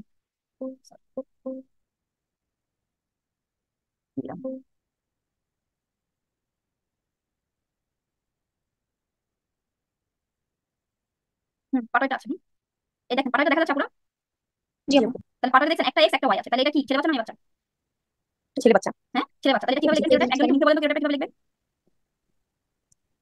47xy + 13 +13। XY + 13। +30, okay fine. আচ্ছা, তাহলে পাটার ক্লিনিক্যাল ফিচার পড়বেন। পাটার জন্য স্পেসিফিক ফিচার্স কি বলে দিয়েছি আমি? ক্লেফট প্যালেট, পলিডেক্টাইল, এগুলো দেখবেন। এডওয়ার্ডের জন্য কি দেখবেন? এডওয়ার্ডের জন্য দেখবেন ক্লেন্সড হ্যান্ড আছে কিনা, তারপরে হচ্ছে রকার বটম ফিট, বেশি স্পেসিফিক এডওয়ার্ডের জন্য। তারপরে এডওয়ার্ডের মধ্যে আরো কতগুলো আছে, হচ্ছে কি আপনার এই যে হেডটা স্মল থাকে, তারপর হচ্ছে লো সেট ইয়ার্স, এগুলো থাকবে। ওকে, আচ্ছা, এগুলো থাকে মেইনলি। আপু অপশনে যদি দুইটাই থাকে, একটা কোশ্চেন এরকম আছে, জি আপু, যদি এরকম আছে। এডওয়ার্ড পাটা দুইটাই থাকে তাহলে মনে হয় এডওয়ার্ডই দিতে হবে, কারণ ইনসিডেন্সটা বেশি। ইনসিডেন্স বেশি। হ্যাঁ, আপনারা দেখবেন that যদি সবগুলো ক্লিনিক্যাল ফিচার, যেমন আমি এরকম করে একটা কোশ্চেন বানাতে পারি, একটা বেবি আসছে, সেই বেবিটা হচ্ছে মেন্টালি রিটার্ডেড, ওকে, এবং তার অনেকগুলো সমস্যা আছে। হ্যাঁ, তার হচ্ছে গিয়ে heart abnormalities, mental retardation, heart abnormalities আছে, ওকে, এবং হচ্ছে গিয়ে আরো একটা যেটা বললাম, যেগুলো সবার জন্য সিমিলার। হ্যাঁ, লাইফ এক্সপেক্টেন্সি কম বলে দিলাম। তাহলে আপনি 3টা দেওয়া আছে অপশন, আপনি কি দিবেন? 3টা অপশন কি কি? 3টা অপশন আছে, ডাউন, অপশন এডওয়ার্ড, আবার পাঠাও। একটু বলবেন? তাহলে কি দিবে? যদি লাইফ এক্সপেক্টেন্সি কম থাকে আপু, তাহলে ডাউন হবে না? সবারই লাইফ এক্সপেক্টেন্সি কম। দেখেন এদেরও লো সার্ভাইভাল রেট, দেখছেন এডওয়ার্ডেরও লো, ঠিক আছে? ডাউনসের ইনসিডেন্স তো বেশি, একটা ডাউন সবচেয়ে বেশি। সলভ আর আমি কি বলছি আপনারা কি শুনছেন? শুনেন, আমি বলি, সবসময় মনে রাখবেন দ্যাট একটা এলাকায় যদি কনজেনিটাল অ্যাবনর্মাল বাচ্চা হয়, তাহলে ধরলাম আমি ওই এলাকায় 100টা বাচ্চা হয়েছে কনজেনিটাল অ্যাবনর্মালের মধ্যে, তার মধ্যে আপনি পাবেন 80টা বাচ্চা পাবেন ডাউন সিনড্রোম, 50টা বাচ্চা পাবেন এডওয়ার্ড সিনড্রোম, 20টা বাচ্চা পাবেন পাটাও সিনড্রোম। এবার বুঝছেন ইনসিডেন্সটা কি জিনিস? জি। মানে ওই এলাকায় যে কনজেনিটাল অ্যাবনর্মাল বাচ্চা হয়েছে, সবাই কনজেনিটাল অ্যাবনর্মাল, এর মধ্যে ডাউন কত পার্সেন্ট বলছি? 80% বলছি, 50% বলছি এডওয়ার্ড। পার্সেন্ট মানে কি? 80টা, 50টা, 20টা, এভাবে করে আমি বুঝাইলাম আপনাকে। হ্যাঁ, এখন যখন দেখবেন একটা সিনারিওতে তিনটা বাচ্চারই সিমিলার সিনারিও দেওয়া আছে, যেমন আমি কি বলছি, আমার সিনারিওতে আমি বলছি মেন্টালি রিটার্ডেড, লাইফ এক্সপেক্টেন্সি কম, হার্ট ডিজিজ আছে, কারণ এগুলো কিন্তু তিনজনের জন্য কমন, তিনজনের জন্য কমন না?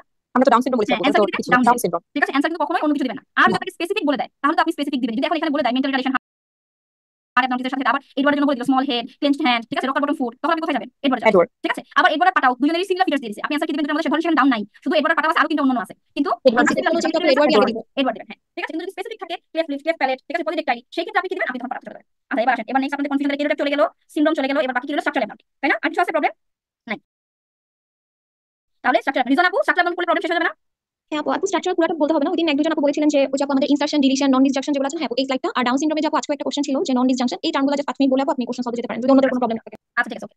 আচ্ছা, নন ডিসজাংশন কথাটা বুঝাইতে হলে আমাকে যাইতে হবে উপরে। হ্যাঁ, আচ্ছা, আমি পরে বুঝাই ওটা।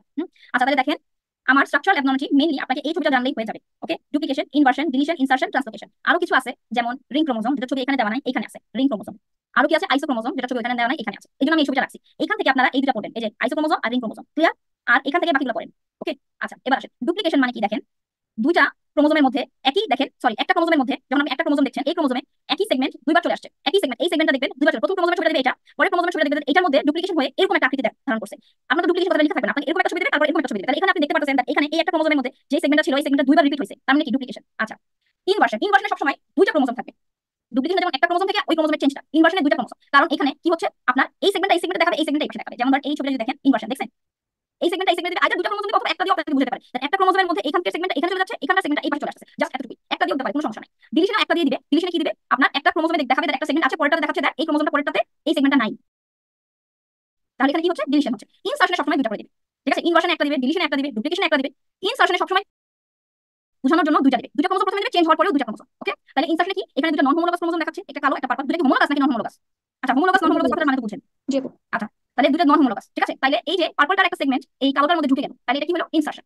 ট্রান্সলোকেশন, এখানে দুটো নন হোমোলোগাস ক্রোমোজোম দিছে, একটা গোলাপি একটা হলুদ, দুটো নন হোমোলোগাস ক্রোমোজোম। এখানে কি দিছে দেখেন, এখানকার একটা, এখানে দেখেন, এখানে কিন্তু কোনো কিছু হয় না, এখানে কিন্তু কোনো চেঞ্জ হয় না, জাস্ট এইটা এটার মধ্যে ঢুকে গেছে, এইটা আরেকটার মধ্যে ঢুকে গেছে। আর এখানে কিন্তু কি হয়েছে দেখেন, এইটা এখানে ঢুকছে আর ওইটা এখানে ঢুকছে, কি তাই কি না? জি আপু। রেজওয়ানা আপু দেখেন তো, ইয়েলোটার অংশটা পিঙ্কের মধ্যে ঢুকছে, পিঙ্কের অংশটা ইয়েলোটার অংশের মধ্যে ঢুকছে। মানে ট্রান্সলোকেশন হচ্ছে দুইটার মধ্যে ক্রস ওভার হবে। আর হ্যাঁ, ইনসারশন হচ্ছে এক্সচেঞ্জ অফ, আমি ডেফিনিশনটা মুখে বলি, exchange of chromosomal segments between two non homologous chromosome is called translocation, okay. আচ্ছা, তাহলে দুইটা ক্রোমোসোম দিবে, সবসময় চেঞ্জ দেখার জন্য এই পাশে দুটো দিবে, চেঞ্জের পরেও থাকবে ওই পাশে দুইটা। কোনটা ক্ষেত্রে? ট্রান্সলোকেশনের ক্ষেত্রে আর ইনসার্শনের ক্ষেত্রে, ঠিক আছে? আর ইনসার্শনের ডেফিনিশন কি? occurs when a segment of one chromosome become inserted into another chromosome. Okay, segment of one chromosome is inserted into another chromosome. আচ্ছা, ডিলিশন মানে কি? একটা ক্রোমোসোম সেগমেন্ট হঠাৎ করে অ্যাবসেন্ট, ডিলিটেড। ইনভার্শনে কি? দেখেন ইনভার্শনের ডেফিনিশন কি? দেখেন two break rearrangement involving a single chromosome in which a segment is reversed in a position that is inverted, ঠিক আছে? তাহলে কি হচ্ছে? একটা সিঙ্গেল ক্রোমোসোমের মধ্যে কি হচ্ছে? টু ব্রেক, দুইটা ব্রেক হচ্ছে। দুইটা ব্রেক কেন হচ্ছে? এটা ব্রেক হয়ে উপরে যাচ্ছে, এটা ব্রেক হয়ে নিচে আসছে।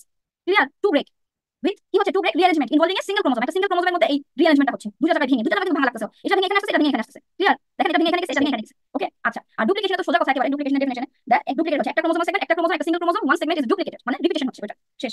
তাহলে দেখেন স্ট্রাকচারাল অ্যাকাউন্টের মধ্যে কোনো ঝামেলা আছে কিনা? আপু আজকে একটা কোশ্চেন ছিল হ্যাঁ, আমাদের পরীক্ষায় আপু ইনভার্শন কোশ্চেনটা রিসার্চ। আপু কোশ্চেনটা সবসময় বলি, তাহলে ইজি হবে।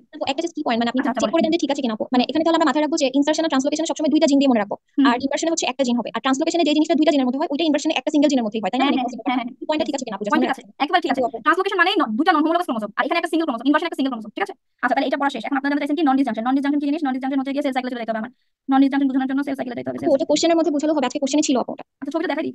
সেল সাইকেলের ছবি একটা দেখাই দিই, তাহলে বুঝতে পারবেন। দেখেন এই যে সেল সাইকেল, হ্যাঁ, সেল সাইকেলের মধ্যে দেখেন প্রোফেজ, অ্যানাফেজ, মেটাফেজ, সরি প্রোফেজের পরে মেটাফেজ। মেটাফেজে কি হয়েছে? এই ক্রোমোসোমগুলো একদম মিড লাইন, এটাকে আমরা বলি ইকুটোরিয়াল প্লেট। এটাকে আমরা কি বলি? ইকুটোরিয়াল প্লেট।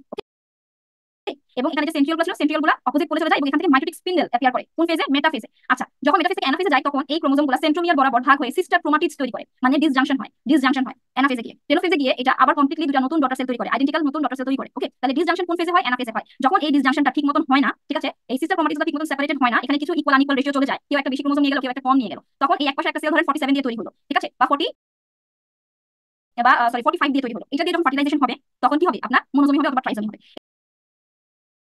এটা হচ্ছে ডাউন সিনড্রোম। ডাউন সিনড্রোমে কি হয়? নন ডিসজাংশন কারণে 94% কেসে বা 95% কেসে আমার ডাউন সিনড্রোম হতে পারে। তাহলে নন ডিসজাংশন কি? এটা ডিউরিং অ্যানাফেজ আমার সিস্টার ক্রোমাটিডস ফেলিয়ার টু সেপারেট। ওকে, এটাই নন ডিসজাংশন। আচ্ছা, তাহলে আমি একটু স্টপ শেয়ার দিলাম এটা। আচ্ছা, আপনারা তাহলে আমি চলে যাচ্ছি আজকে সলভ ক্লাস। প্রথমে তাহলে জেনেটিক্সে যাই। ওকে, তাহলে দেখেন জেনেটিক্সের মধ্যে প্রথম প্রশ্ন কি ছিল? আচ্ছা, প্রথম প্রশ্ন ছিল হচ্ছে গিয়ে consider the following pedigree assuming that indicated person is affected। আচ্ছা, বলেন এবার রুল অফ ইনহেরিটেন্সটা বলেন। কে বলবেন? সবাই চুপ হয়ে আছে। সোহানা আপু বলবে প্রথমে। রিমা আজকে আমার উপর অনেক রাগ করবে। আচ্ছা, অসুবিধা নাই, রিমা পুরা আমি একটু রাখুন, আমি একটু রাখুন। আচ্ছা, ঠিক আছে, সোহানা আপু প্রথমে বলেন। সোহানা আপু আপু এক্স লিঙ্ক রিসেসিভ যে আপু আছে, এটা কি প্রথমে রিসেসিভ না ডমিনেন্ট বুঝছেন কিভাবে? রিসেসিভ আপু ক্যারিয়ার। এখন এটা কেমনে বুঝছেন? এক্স লিঙ্ক এখানে আপনি কি দেখছেন? মেলের কোনো ক্যারিয়ার আছে কি নাই? এখানে কি মেলের কোনো ক্যারিয়ার দেখতে পাচ্ছি? না আপু, তাহলে এটা কি? X linked recessive. আচ্ছা, আপু রিজন আপু একমত এর সাথে? জি আপু। আচ্ছা, ঠিক আছে, ওকে। এবার আসলে আমার অ্যানসার ইজ ই। এক্সপ্লেনেশন আমি আর বলছি না, কারণ যেহেতু এতক্ষণ আমরা একই এক্সপ্লেনেশন করে আসতেছি। এবার নেক্সট, এবার এটা অ্যানসার বলবে রিমা। রিমা আপু বলেন, এটা বলেন। First generation mother career, father normal, মানে একটা ক্যারিয়ার মায়ের সাথে একটা নরমাল বাবাকে বিয়ে দিয়েছেন, সিঙ্গেল প্যারেন্ট ক্যারিয়ার। হ্যাঁ, সেকেন্ড জেনারেশন 4টা বাচ্চা হয়েছে, তাদের একটা নরমাল, একটা এফেক্টেড, ঠিক আছে, মানে একটা নরমাল সান, একটা সান এফেক্টেড, একটা ডটার ক্যারিয়ার, একটা ডটার নরমাল। বুঝুন কিন্তু ক্যারিয়ার কি আছে? ডটার কিন্তু শুধু ক্যারিয়ার সেটে আছে। এবার বলেন মোড অফ ইনহেরিটেন্স। রিমা আপু কি? রিমা আপু চলে গেল?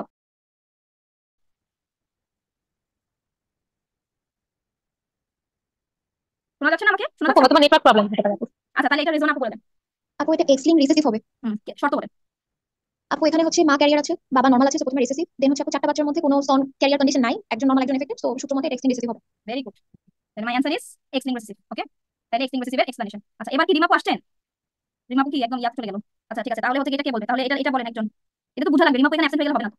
আপু এটা আমরা অ্যানসার দিয়েছি, মানে পারিনি, পরে দেখলাম যে অ্যানসারটা কোডোমিনেন্ট দেওয়া, এটা আপু একটু বুঝিয়ে অ্যানসার দিন। কোডোমিনেন্ট দেওয়া, এটা বলছি যে এখন কি আবার ইয়া হয়ে গেলে তো আবার মিস হয়ে যাবে। তাহলে দেখেন এটা অ্যানসার হচ্ছে কোডোমিনেন্স দেওয়া কেন? এটা হচ্ছে আপনার ব্লাড গ্রুপ দিয়ে দেখতে পাচ্ছেন, এখানে যে ব্লাড গ্রুপ লেখা আছে ছবিতে খেয়াল করছেন?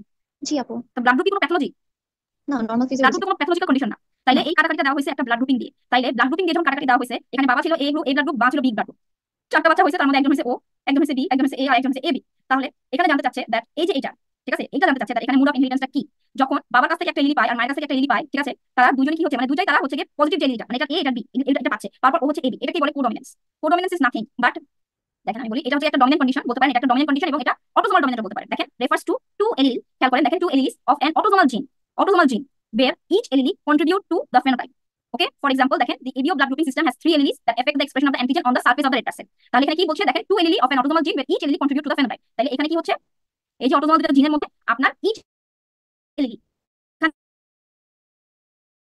এখান থেকে একটা দুজনই আসছে। তাহলে এই যে AB ব্লাড গ্রুপটা যখন এর ডমিনেন্ট, বি এটা ডমিনেন্ট, দুইটা ডমিনেন্ট গিয়ে একটা ডমিনেন্ট কন্ডিশন তৈরি করে, যেটা দুজনের কাছ থেকে ডমিনেন্ট এলিটা পেয়ে হয়েছে, সেটাকে আমরা বলে থাকি কোডমিনেন্ট। বুঝতে পারছেন? এবং কোডমিনেন্টের একটা example, codominant does not exist as disease in human being. কোনো ডিজিজ কন্ডিশন দিয়ে কখনোই অ্যান্সার কোডমিনেন্ট খুঁজতে যাবেন না। কোডমিনেন্ট হিউম্যানে এক্সিস্ট করে অনলি ইন ব্লাড গ্রুপ। সেটা কি blood group? AB blood group.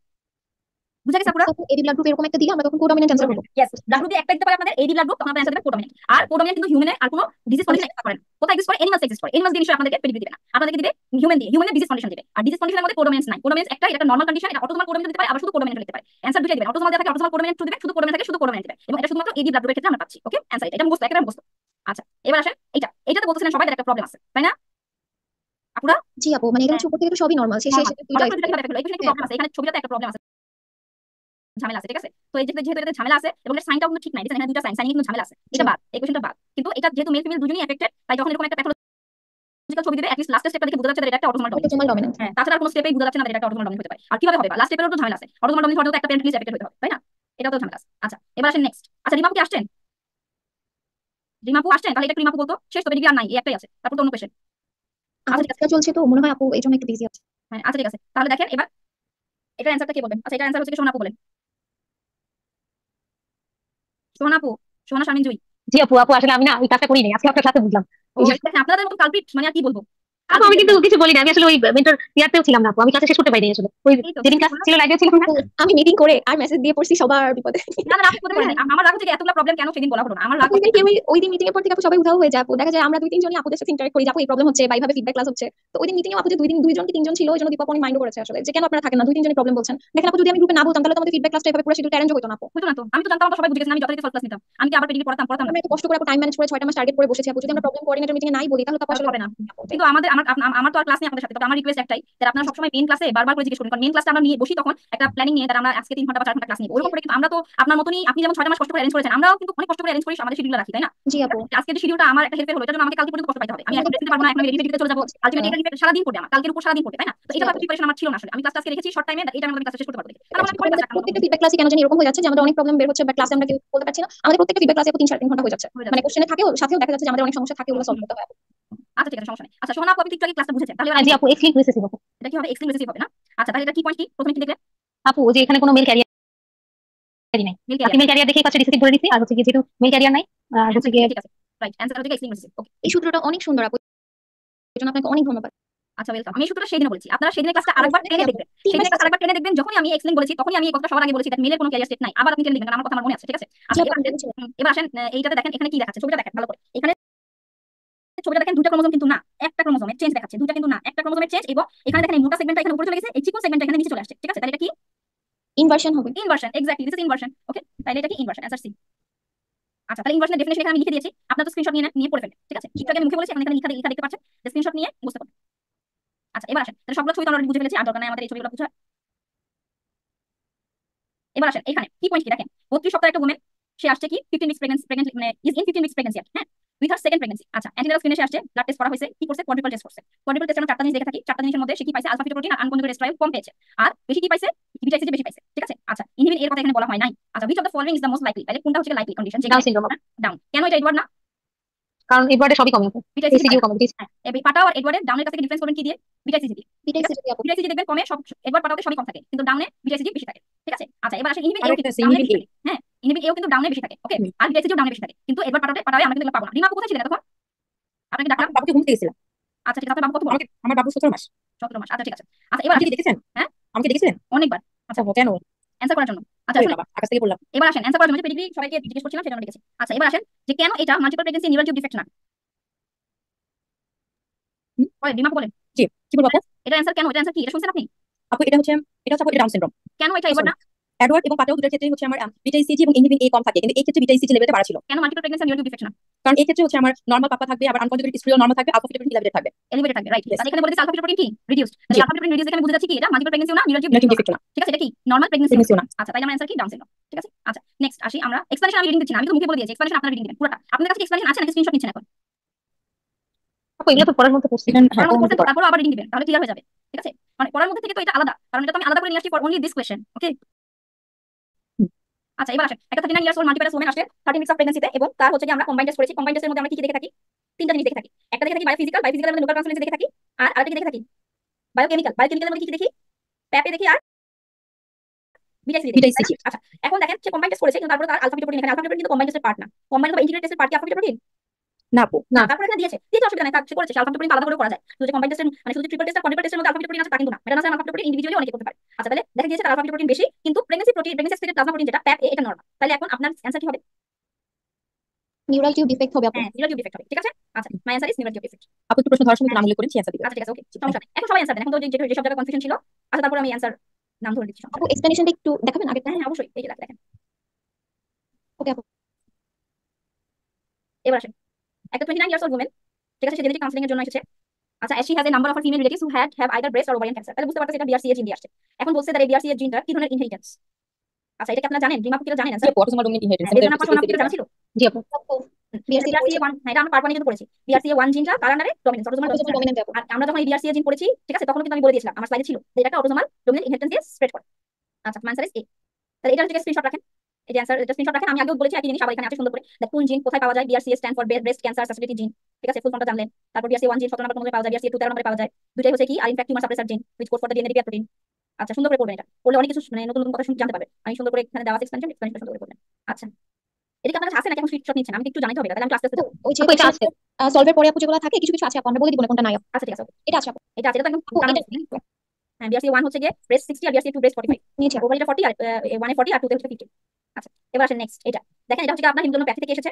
আচ্ছা এখানে কি বলতেছে আলফা থ্যালাসেমিয়া মেইনলি, তাহলে আলফা থ্যালাসেমিয়া একটা সুন্দর স্লাইড ছিল যেখানে আমরা বলেছিলাম যে আলফা থ্যালাসেমিয়া যদি চারটা গ্লোবিন না চারটা গ্লোবিন জিন, তার মধ্যে একটা গ্লোবিন জিন হলে কি হয়, দুটা গ্লোবিন জিন এফেক্ট হলে কি হয়, তিনটা হলে কি হয়, চারটা হলে কি হয়। এখানে কিন্তু বলে দিয়েছে that at an anomaly scan 20 weeks of gestation fetus আমি হাইড্রোক্স পেয়ে গেছি এবং in utero occurs that 22 in utero death occurs at 22 weeks gestation, ঠিক আছে। what is the most likely cause of fetal demise, তাহলে 20 সপ্তাহে আমি একদম হাইড্রোক্স ফিটালিস পাইছি, 22 সপ্তাহে বাচ্চাটা আইউডি হয়ে গেছে। এখন কি কজ এখানে?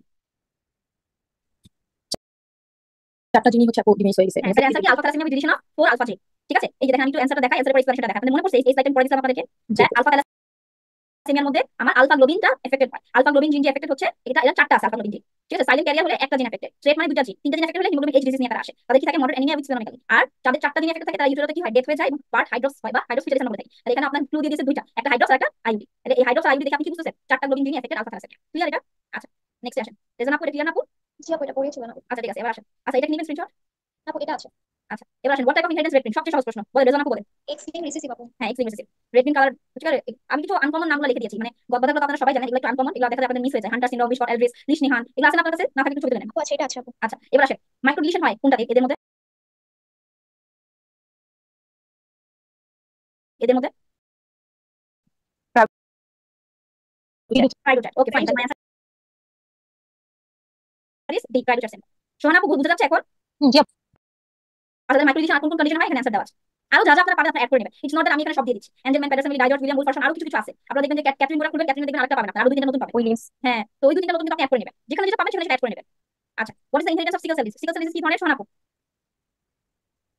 সিঙ্গেল জিন অটোসোমাল রিসেসিভ ডিসঅর্ডার। হ্যাঁ সিঙ্গেল জিন অটোসোমাল রিসেসিভ, তাই না? আমরা কি মেডিকেল ডিসঅর্ডার ইজ সিঙ্গেল জিন ডিসঅর্ডার, তাই না? সিঙ্গেল জিন না? জি আপু। আচ্ছা ঠিক আছে তাহলে সিকল সেল কি হয় এটা ছবি এটা আছে নাকি ছবি তুলবেন, তুলেন এটা। সিকল সেল কি হয় পয়েন্ট ডিফারেন্ট হয় কোথায়? Beta globin chain of haemoglobin, okay. এখানে কি হচ্ছে দেখেন is due to single base change. Single base change হচ্ছে এখানে adenine substituted with thymine causing glutamic acid, glutamic acid replace হয়ে যাচ্ছে বাই ভ্যালিন। আচ্ছা এটা আসবে না, তারপর জেনে রাখি। আচ্ছা এবার আসেন অটোসোমাল রিসেসিভ প্যাটার্ন কোনটা এখানে, কোনটা এটা বলতে Rizwana? Infantile polycystic kidney disease আপু। ইনফ্যান্টাইল পলিসিস্টিক কিডনি ডিজিজ, ঠিক আছে। তাইলে অ্যানসার কি আমার বি। বাকি অ্যাডাল্ট পলিসিস্টিক কিডনি ডিজিজ কি রিমাপু? অটোসোমাল ডোমিনেন্ট মেন রেড আর ভিটামিন ডি রেজিস্ট্যান্ট ডিজিজ কি রিমাপু? X linked dominant very good, ঠিক আছে। তাহলে আদার্স দেখে দেখছি, আদার্স অ্যালবিনিজম, হার্লা, এগুলো দিলে আমরা ভুল করি। এগুলো কার আন্ডারে যাবে? অটোসোমাল অটোসোমাল রিসেসিভ রিসিসিভ, যেটা দিয়ে আমি প্রশ্ন করেছি অটোসোমাল রিসিসিভ প্রশ্ন করেছিলাম, ওকে। তাহলে অ্যালবিনিজম, হার্লা এগুলো দেখলে আপনি কোথায় দিবেন? Autosomal recessive. যেটা একটু ভুল হয় বেশি সেটা আমি এখানে দিয়ে দিয়েছি। আচ্ছা all of the following autosomal recessive condition except which one, কোনটা না সোহানা? Australian osteogenesis imperfect. ঠিক আছে। তাহলে এখানে সবগুলাই কি অটোসোমাল রিসিসিভ, শুধু আমার অটোসোমাল ইমপারফেক্টটা কি এটা হচ্ছে Dominant. Autosomal dominant. এই অটোসোমাল ডোমিনেন্টের মধ্যে অটোসোমাল ইমপারফেক্টটা, ঠিক আছে। ওকে নেক্সট আসেন 13 উইকস প্রেগন্যান্সিতে আসছে and is found to have high risk for down following and combined screening test. ও অলরেডি কম্বাইন করে আসছে 13 সপ্তাহে, এবং 13 সপ্তাহে সে যখন আসছে কম্বাইন করে আপনি কম্বাইন টেস্টের রিপোর্ট দেখে বুঝতে পারছেন তার ডাউন হওয়ার রিস্ক আছে। এখন বলেন তাকে আপনি কোন টেস্টটা করবেন? সিরিয়াস করবো আপু। সিরিয়াস করবেন কেন? আপু একটা কোশ্চেন আছে কারণ আপু 15 সপ্তাহের আগে হচ্ছে কি আমরা কোরিয়ানিক ভিনা স্যাম্পলিং করি আর 15 সপ্তাহের পরে হচ্ছে অ্যামনিওসেন্টেসিস করি আর হচ্ছে কি 18 সপ্তাহ পরে করোসেন্টেসিস। আচ্ছা আমরা পার্ট 1 কি বলছিলাম যে 14 সপ্তাহ পর্যন্ত আসলে আমরা সিরিয়াস দিব, 15 সপ্তাহে অনওয়ার্ডস আসলে আমরা কি দিব? অ্যামনিওসেন্টেসিস, অ্যামনিওসেন্টেসিস আর 18 সপ্তাহ থেকে করোসেন্টেসিস। হ্যাঁ এখানে একটু প্রশ্ন আছে আপু। এখানে প্রশ্ন আমার এটা যে আমরা হচ্ছে এক্সপিএস করেছিলাম 9 কমপ্লিটেড উইক থেকে আমরা সিরিয়াস করব, দ্যাট মিন্স 10 উইক থেকে। এখানে আমি হচ্ছে কয়েকটা কোশ্চেন সলভে 11 সপ্তাহ পেলাম, লাস্টে আমার ইমার্সিটির জন্য কি 11 সপ্তাহ কিনা? হ্যাঁ ওকে ডান। এই যে লিখে এটা ক্লাসে দেখাইছিলাম, বলছিলাম চিৎকার করে হ্যাঁ, বলছিলাম এটা স্টার, এটা ইনফিনিটি স্টার, এটা ইনফিনিটি স্টার। জি ওখান থেকে আমি পরে আবার আপনাদের 11 সপ্তাহ ধরে থাকবে, ইটস নট লাইক দ্যাট। এটা একটু আমি বলছি না এদিক সেদিক করে ওরা এদিক সেদিক করবে, কিন্তু আপনি মোস্ট কাছাকাছি ভ্যালু, এটা হচ্ছে এক্সাক্টটা, মানে এটা হচ্ছে আপনাদের বই পুস্তকে এক্সাক্ট যেটা দেওয়া সেটা আমি দিয়ে দিয়েছি এখানে। আপনারা এটার কাছাকাছি কিছু পাইলে সেটা অ্যান্সার দিবেন। না আমি combined test normally combined test আমরা ফার্স্ট টাইম নরমালি পারমানেন্ট আলাদা, পারমানেন্ট জ্ঞান আলাদা, পারমানেন্ট হ্যাঁ জ্ঞান মানে আমি হচ্ছে কম্বাইন্ড টেস্ট আমি সিবিএস কথা বলেছিলাম মানে কোনিকুলার স্যাম্পলিংটা আমি 11 সপ্তাহ বিভিন্ন জায়গায় পেলাম, তার মানে কি আমার এমআরসির জন্য হচ্ছে 11 সপ্তাহ এই তো। সিবিএসসি স্পেসিফিক করে লেখা আছে কোন জায়গায় পাইছেন ওটা? এটা আমি সলভ করছি গতকাল, এটা অঙ্কুশ থেকে। আঙ্কুশে? হ্যাঁ। হ্যাঁ থাকলে ওইটা দিবেন। আঙ্কুশ মানে এটিপিক্যাল প্রশ্ন। হ্যাঁ। আঙ্কুশ দেখবেন যে আঙ্কুশ হচ্ছে একটা সবচেয়ে ইরিটেটিং বুক, যেটা আমি সবার লাস্টে সলভ করি। হ্যাঁ, সবচেয়ে এটা ইরিটেটিং solve প্রশ্ন আঙ্কুশ, হ্যাঁ, এবং আঙ্কুশ থেকে প্রশ্ন এত বেশি আসেও না, কিন্তু ইরিটেটিং হলেও আঙ্কুশের প্রশ্নগুলো আপনি মেমোরাইজ করবেন, কারণ আঙ্কুশের যে ইরিটেটিং টপিকগুলো আছে টপিকগুলো আরো বেশি আছে, সেগুলো দেখবেন ওই টপিকগুলো আমরা পড়িও না, সর্ব টপিক আমাদের পড়া লাগে না আসলে, ওখান থেকে বেশি হলে একটা প্রশ্ন আসবে, তাই বলে কি আমরা এত কঠিন কঠিন কিডনি থেকে এত কঠিন কঠিন কতগুলো প্রশ্ন আছে ওগুলো কি আমরা পড়বো না? যে কটা প্রশ্ন আঙ্কুশে দেওয়া আছে ওর এক্সপ্লেনেশন ওখানে দেওয়া আছে, আপনি ওই কটা প্রশ্ন এখান থেকে মেমোরাইজ করে ফেলবেন, ঠিক আছে? ঠিক আছে। এবার আসেন এখানে। আচ্ছা এখানে হচ্ছে একটু কিছু কথাবার্তা লেখা আছে দ্যাট আমরা এটার একটা স্ক্রিনশট রাখেন, এটা নিজেরা রিডিং করে নেবেন। এটা আপনাদের কাছে আছে? না থাকে স্ক্রিনশট করে। আচ্ছা এবার আসেন একটা 31 years old women blood taken at 12 weeks of gestation. কি দেখা গেছে এখানে? আলফা ফিটোপ্রোটিন বেশি, নরমাল প্যাপ এ, আর এস্ট্রায়োল এটাও নরমাল, ঠিক আছে? শুধু আলফা ফিটোপ্রোটিনটা বেশি, প্যাপে নরমাল, আনকনজুগেট এস্ট্রায়োলটাও নরমাল, তাহলে এটা কি? স্পাইনা বাইফিড, এটা নিউরাল টিউব ডিফেক্ট, অ্যান্সার কি? স্পাইনা বাইফিড। আচ্ছা তাহলে এটাও ঠিক আছে, তাহলে এটা তো আপনারা জানেন না এলিভেটেড আলফা ফিটোপ্রোটিনের কজগুলো? জি আপু। জানেন না এটা সবাই? ওকে। জি আপু। আচ্ছা which of the following is the leading cause of Down syndrome? Maternal Non-essential maternal. Non-essential কোনটা, ম্যাটারনাল নাকি paternal? Maternal maternal, okay my answer is a. এই প্রশ্নটা এমআরসি হয়েছিল, একবার পার্ট 1 দিয়ে দিয়েছিল, ঠিক আছে? আচ্ছা পার্সেন্টেজটা একটু এমআরসি একটু চেঞ্জ করে দেয়, আপনারা এইভাবে মনে রাখেন 95 3 আর 1, ওকে আপু? এইভাবে মনে রাখেন। আর আপনার যে প্যাটার্নাল হয় না, পায় না, নন রেজিডেন্সিয়াল প্যাটার্নাল কারণে হয়ে থাকে, কিন্তু লিডিং কে বেশি ম্যাটারনাল, 85% ম্যাটারনাল 15% প্যাটার্নাল, ঠিক আছে? এবার আসেন mode of inheritance of beta thalassemia, বলেন এটা রিজওয়ানা আপু বলেন, beta thalassemia mode of inheritance কি? আপু এটা autosomal recessive example. Autosomal recessive, okay তাহলে অটোসোমাল রিসেসিভের সব एग्जांपल আমরা করব। What is the inheritance pattern of HNPCC? শোনা আপু বলেন। Autosomal dominant. অটোসোমাল ডমিনেন্ট, এটা নিয়ে আমরা ডিটেইলস করছি তাই না? এইচএনপিসিসি সুন্দর করে পড়বেন, ওইটাই আমি এখানে দেখাচ্ছি আবার, আমি ক্লাসে বলেছি সেটাই। আচ্ছা তাহলে এটা গেল হচ্ছে কি আমার জেনেটিক্স। তাহলে কি প্যাথোলজিতে যাবো, আপনারা জেনেটিক্স ক্লিয়ার? জি আপু, থ্যাংক ইউ আপনাকে আপু। ওয়েলকাম। আচ্ছা ঠিক আছে। আপু আমি একটু বলে নিই আপু, আমি প্যাথোলজি পরীক্ষাটা দিয়ে নিই আপু, আমি লিখ করি আপনি আচ্ছা লিখ পড়েন। আচ্ছা তাহলে ক্লাস করে সুন্দর করে পরীক্ষা দিয়ে ফিডব্যাক ক্লাস করবেন আবার, ঠিক আছে? ঠিক আছে আপু, ওকে থ্যাংক ইউ। আচ্ছা ঠিক আছে, তাহলে আমার কাছে থাকলো রিমা পর রিজওয়ানা। ওকে তাহলে প্যাথোলজি শুরু করি, বিসমিল্লাহ। আচ্ছা দেখেন প্যাথোলজি প্রশ্ন একটা কি আসছে, পেশেন্ট সিন আফটার হিস্টেরেক্টমি, একটা ওটি হয়েছে পেশেন্টের, এখন হিমোগ্লোবিন কমে যাচ্ছে, হিমোগ্লোবিন কম, ব্লাড প্রেশার কম, পালস বেশি। তাহলে এই যে ব্লাড প্রেশার কম আর পালস বেশি, এটা দেখে আমি বুঝতে পারতেছি দিস ইজ একটা শকের ফিচার, তাই না? একটা শকের ফিচার, মোটামুটি একটা শকের ফিচার পাচ্ছি আমি, এবং দেখছি যে শকের প্রেজেন্টেশনটা হয়েছে একটা সার্জারির পরে। তাইলে তারপর তার হেমোরেজ হচ্ছে, তার মানে বুঝা যাচ্ছে কোনো রকমের এখানে আমরা যে হেমোরেজ টাইপ করেছিলাম প্রাইমারি সেকেন্ডারি আর টারশিয়ারি, বুঝা যাচ্ছে এখানে কোনো রকম সেকেন্ডারি, এখানে টাইমটা লেখা নাই, টাইমটা দেওয়া থাকে আমি বুঝতে পারতাম, বাট টাইমটা দেওয়া নাই, যেহেতু 24 আওয়ার্সের পরেই মনে হচ্ছে এটা কোনো কারণে কোনো হেমোরেজ, তাই না? কি হেমোরেজ, কোন টাইপের হতে পারে এটা? Internal bleeding. ইন্টারনাল ব্লিডিং, ঠিক আছে? তাহলে এটা ইন্টারনাল ব্লিডিং এর কারণে তার এই হিমোগ্লোবিন কমে যাচ্ছে, হেমোগ্লোবিন কমে যাচ্ছে, এটা কখনো হেমোডাইলেশন হবে না, কখনো কোনো ক্রনিক অ্যানিমিয়া না, কারণ এটা বলে দিয়েছে যে হিস্টেরেক্টমি, তাহলে either sleeper of the ligature, অথবা তার হচ্ছে যে কোনো মানে ইয়া হয়ে গেছে, স্লাফ হয়েছে ওখানে, যেখানে তার হিস্টেরেক্টমি করা হয়েছে, স্লাফ আউট হয়ে ওখান থেকে ব্লিডিং হচ্ছে, ঠিক আছে? অ্যান্সার হচ্ছে বি। তাহলে কি chance of hysterectomy may cause injury to the organ, nerve or blood vessels which may also cause bleeding. আচ্ছা এবার আসেন Krukenberg tumour, which organ system involved with Krukenberg tumour of the ovary. তাহলে আমরা ক্রুকেনবার্গ tumour একটুখানি just এক লাইনে লেখা ছিল, আমি বলেছি এত বেশি ইম্পর্টেন্ট না, খালি একবার একটু দেখে রাখবে। তাহলে ক্রুকেনবার্গ টিউমার অফ দ্য ওভারি হচ্ছে কোন অর্গান থেকে হলে ওখান থেকে সিডলিং হয়, ঠিক আছে? সিডলিং হয়ে আমার ওভারিতে গিয়ে টিউমারটা হয়, সেই টিউমারটার নাম হয় ক্রুকেনবার্গ টিউমার। তাহলে প্রথমে আমার প্রাইমারি অর্গান কোনটা? আপু আমরা তো একটা করেছিলাম যে জিআইটি ব্রেস্ট স্টোমাক কোলন, এখন এখানে জিআইটি ছিল, এখানে এই সবগুলোর মধ্যে আমার অ্যান্সার শুধুমাত্র জিআইটি, আমার অ্যান্সার কি জিআইটি? তাহলে আমার অ্যান্সার হচ্ছে এ। তাহলে ক্রুকেনবার্গ টিউমার কি একটা metastatic disease of the ovary, ঠিক আছে? ওভারি একটা metastatic condition, ovary primary tumour না। ওভারি প্রাইমারি টিউমার কি কি করেছিলাম? ইপিথেলিয়াল, তারপর সেক্স স্ট্রোমা টিউমার আর জার্ম সেল টিউমার। ইপিথেলিয়াল মধ্যে আমরা সেরাস মিউসিনিয়াস এগুলো করে থাকি, তারপরে হচ্ছে কি আমরা জার্ম সেলের মধ্যে germ cell tumour, Leydig cell tumour, ঠিক আছে? স্ট্রোমাল সেল টিউমার এগুলো করে থাকি, আর sorry germ cell sex stroma টিউমারের মধ্যে germ cell tumour, Leydig cell tumour এগুলো করে থাকি, আর জার্ম সেলের মধ্যে আমরা কেরাটোমা, ঠিক আছে? ডিসজার্মা এগুলো করে থাকি। হ্যাঁ তাহলে আসেন এটা হচ্ছে দেখেন most common primary site of the tumour কি? স্টোমাক, ঠিক আছে? আর এটা লাইকলি ভাবে স্প্রেড করে থ্রু দ্য লিম্ফেটিক চ্যানেল, অথবা সিডলিং হতে পারে ডাইরেক্ট সরাসরি। আরেকটা আছে ক্রুকেনবার্গ টিউমারের একটা স্পেসিফিক ফিচার, এটা এখানে সিগনেট রিং সেল পাওয়া যায়, এটা হচ্ছে প্যাথোগনোমিক ফিচার। যদি আপনার কাছে আসে যে প্যাথোগনোমিক ফিচার কোনটা ক্রুকেনবার্গ টিউমারের, সেটা হচ্ছে কি সিগনেট রিং পাবেন সেখানে। এবার এফসিপিএস এর কোশ্চেন ছিল আর কি। হ্যাঁ এটা তো কমন এক্সপেরিয়েন্স আসে থাকে। আচ্ছা এবার আসেন what is the type of acute necrosis of kidney. দেখেন কিডনি আমরা কি বলছিলাম? Hypoxic sell death in all solid organ, পড়ছিলাম কি? কোয়াগুলেটিভ নেক্রোসিস, ঠিক আছে? এক্সেপ্ট ব্রেন পড়ছিলাম, ব্রেনে কি হয়? লিকুইফেক্টিভ নেক্রোসিস, তাই না? জি আপু। হাইপোক্সিক সেল ডেথ সব রকম সলিড অর্গান জন্য আমার কি হয়? Coagulative necrosis, except in brain, ব্রেনে যদি আমার সেল ডেথ হয়, হাইপোক্সিক সেল ডেথ আমার কি ধরনের নেক্রোসিস হয়? লিকুইফেক্টিভ, ওকে? তাহলে আমার অ্যান্সার কি? কিডনি কি ধরনের অর্গান? সলিড অর্গান, তাহলে এখানে কি ধরনের নেক্রোসিস হবে? Coagulative necrosis. আচ্ছা অ্যান্সার হচ্ছে এ। আচ্ছা এবার আসেন কি হয়? এখানে প্রোটিন ডিনারেশন হয়, ইন্টারসেলুলার অর্গানস ডিসরাপ্টেড হয়ে যায়, ঠিক আছে? কিন্তু শেপটা এখানে মেইনটেইন থাকে, কেন? দ্য প্রোটিন স্টিক টুগেদার, এটা। আচ্ছা ক্লেহর টেস্ট অথবা ক্লেহর বেডকে টেস্ট অনেক সময় আমরা বলে থাকি, ইজ ইউজড টু ডিটারমাইন, এটা আমি কি ডিটারমাইন করি? ফিটো ম্যাটারনাল হিমোরেজ। আচ্ছা ফিটো ম্যাটারনাল হিমোরেজ আমরা বলেছিলাম, দ্য ক্লেহর বেডকে টেস্ট আমরা করে থাকি টু সি কতটুকু fetal blood maternal blood mixing হয়েছে, ঠিক আছে? মিক্সিং দেখার জন্য আমরা এই টেস্টটা করে থাকি। আচ্ছা তাহলে দেখেন এটা কি? The test to measure fetal RBC in maternal circulation. Normally fetal maternal haemorrhage is less than 4 ml delivery সময় নরমালি 4 ml কম হয়ে থাকে, ঠিক আছে? আর আমাদের অ্যান্টি ইমিউনোগ্লোবিন সম্পর্কিত জানতে হবে, আমরা নরমালি 500 ইন্টারন্যাশনাল ইউনিট ইউটিলাইজ করে 4 ml of rhesus positive RBC, আর উইদিন 72 আওয়ার্স আমরা মাকে দিয়ে দিই, অফ নেগেটিভ মাদার হলে আইটা প্রোটেকশন দেয় ফর 6 উইকস, ঠিক আছে? আচ্ছা what is the most likely histological subtype of endometriosis associated with ovarian cancer? তাহলে এন্ডোমেট্রিওসিস থেকে অ্যাসোসিয়েটেড ওভারিয়ান ক্যান্সার কি হতে পারে? Clear cell carcinoma. Clear cell carcinoma এটা ছিল আমাদের শিটে। আপু একটু বলবেন, এটা আমার ভুল দিছে, আমি ভুল ক্লিয়ার সেল কার্সিনোমা এটা মুখস্থ করবে যে আমার এন্ডোমেট্রিয়াসের সাথে অ্যাসোসিয়েটেড ওভারিয়ান কোন ক্যান্সার, ঠিক আছে? এটা বুঝার কিছুই নাই, আমার সেরাস না, লুসেনিয়াস না, গ্রানুলোসা না, আমার এন্ডোমেট্রিয়াসের সাথে অ্যাসোসিয়েটেড কোন ক্যান্সার হয়? Clear sell cancer. ওকে, তাই just believe that endometriosis associated ovarian cancer most commonly ovarian clear cell carcinoma হয়, develop from ovarian endometrial cyst, ঠিক আছে? মুনিয়া আপু ক্লাসে বলে দিয়েছিল নাকি, ওখান থেকে আচ্ছা, তাহলে এন্ডোমেট্রিয়াল সিস্ট থেকে আমাদের ক্লিয়ার সেল ক্যান্সার ডেভেলপ করতে পারে। এবার epithelial dysplasia feature does not include, কোনটা আমার ডিসপ্লাসিয়ার ফিচার না সেটা বলেন। Increase cell maturation. হ্যাঁ, ইনক্রিজ সেল ম্যাচুরেশন। তাহলে আমরা কি জানি ডিসপ্লাসিয়া মানে আমার এখানে কি থাকবে? হাইপারক্রোমাসিয়া, নিউক্লিয়ার মাইটোসিস বেড়ে যাচ্ছে, আমার নিউক্লিয়ার এবং সাইটোপ্লাজমের রেশিও অল্টার হয়ে যাচ্ছে, ঠিক আছে? আচ্ছা, এবার আসেন আর হচ্ছে এটা থেকে তো ডিসপ্লাসিয়া কিন্তু কার্সিনোমা কি আমার স্প্রেড করে না, বেসমেন্ট লেভেল কিন্তু ক্রস করতেছে না, ঠিক আছে? এই জন্য ইনট্যাক্ট বেসমেন্ট এটাও ঠিক, শুধু সেল ম্যাচুরেশন বাড়ছে, এটা হচ্ছে ভুল। তাহলে আমার সাইকোলজিক্যাল ফিচার্স কি থাকে ডিসপ্লাসিয়ার জন্য? সেল সাইজ চেঞ্জ থাকবে, সেল শেপে চেঞ্জ থাকবে, সেল নিউক্লিয়ার শেপে চেঞ্জ থাকবে, নিউক্লিয়ার ইনক্রিজ থাকে, ম্যাট্রিক ফিগার্স বেড়ে যায় এবং এটিপিক্যাল ম্যাট্রিক ফিগার্স আমরা পাই। আচ্ছা, the diagnosis of gestational diabetes which of the following test is recommended by who for diagnosis? তাহলে জিডিএম, ঠিক আছে? মানে জেস্টেশনাল ডায়াবেটিস ডায়াগনোস করার জন্য আমরা কোন টেস্ট করি? আরবিএস করি, ফাস্টিং করি, ওজিটি 75 গ্রাম নাকি এটিএস করি নাকি ওজিটি?